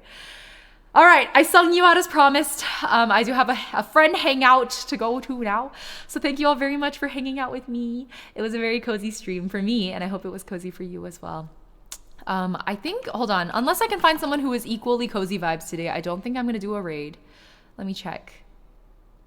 Well, you know, Rin is always cozy vibes, right? Rin's playing Genshin Impact, but Rin always has a very cozy stream. So we haven't raided Rin in a while too. So let's go raid Rin, yeah? All right. Whether it is morning, afternoon, or evening, have a wonderful time of day. I hope you all had a really lovely stream. I absolutely had so much fun. It's been so long since I've streamed something like truly just for the fun of it. And today was, I feel like I'm reclaiming the stream space for myself. So I'm glad to have you all here claiming it with me. Rin is also in VTuber mode today, so please say hi to her for me. I won't be able to stick around long. I gotta go have lunch and then go pick up my friends. So I'm gonna see you all later, okay? All right, have a good one. Thank you so much. Bye-bye. I'm glad I got to read your guys' poems. Thanks for sharing them with me. We'll do this again. We'll absolutely do this again. There's so much in that thread. We didn't even get to it all. We'll get there. We'll get there. Chaos Cozy. You get me, Junie. Okay, bye. Bye.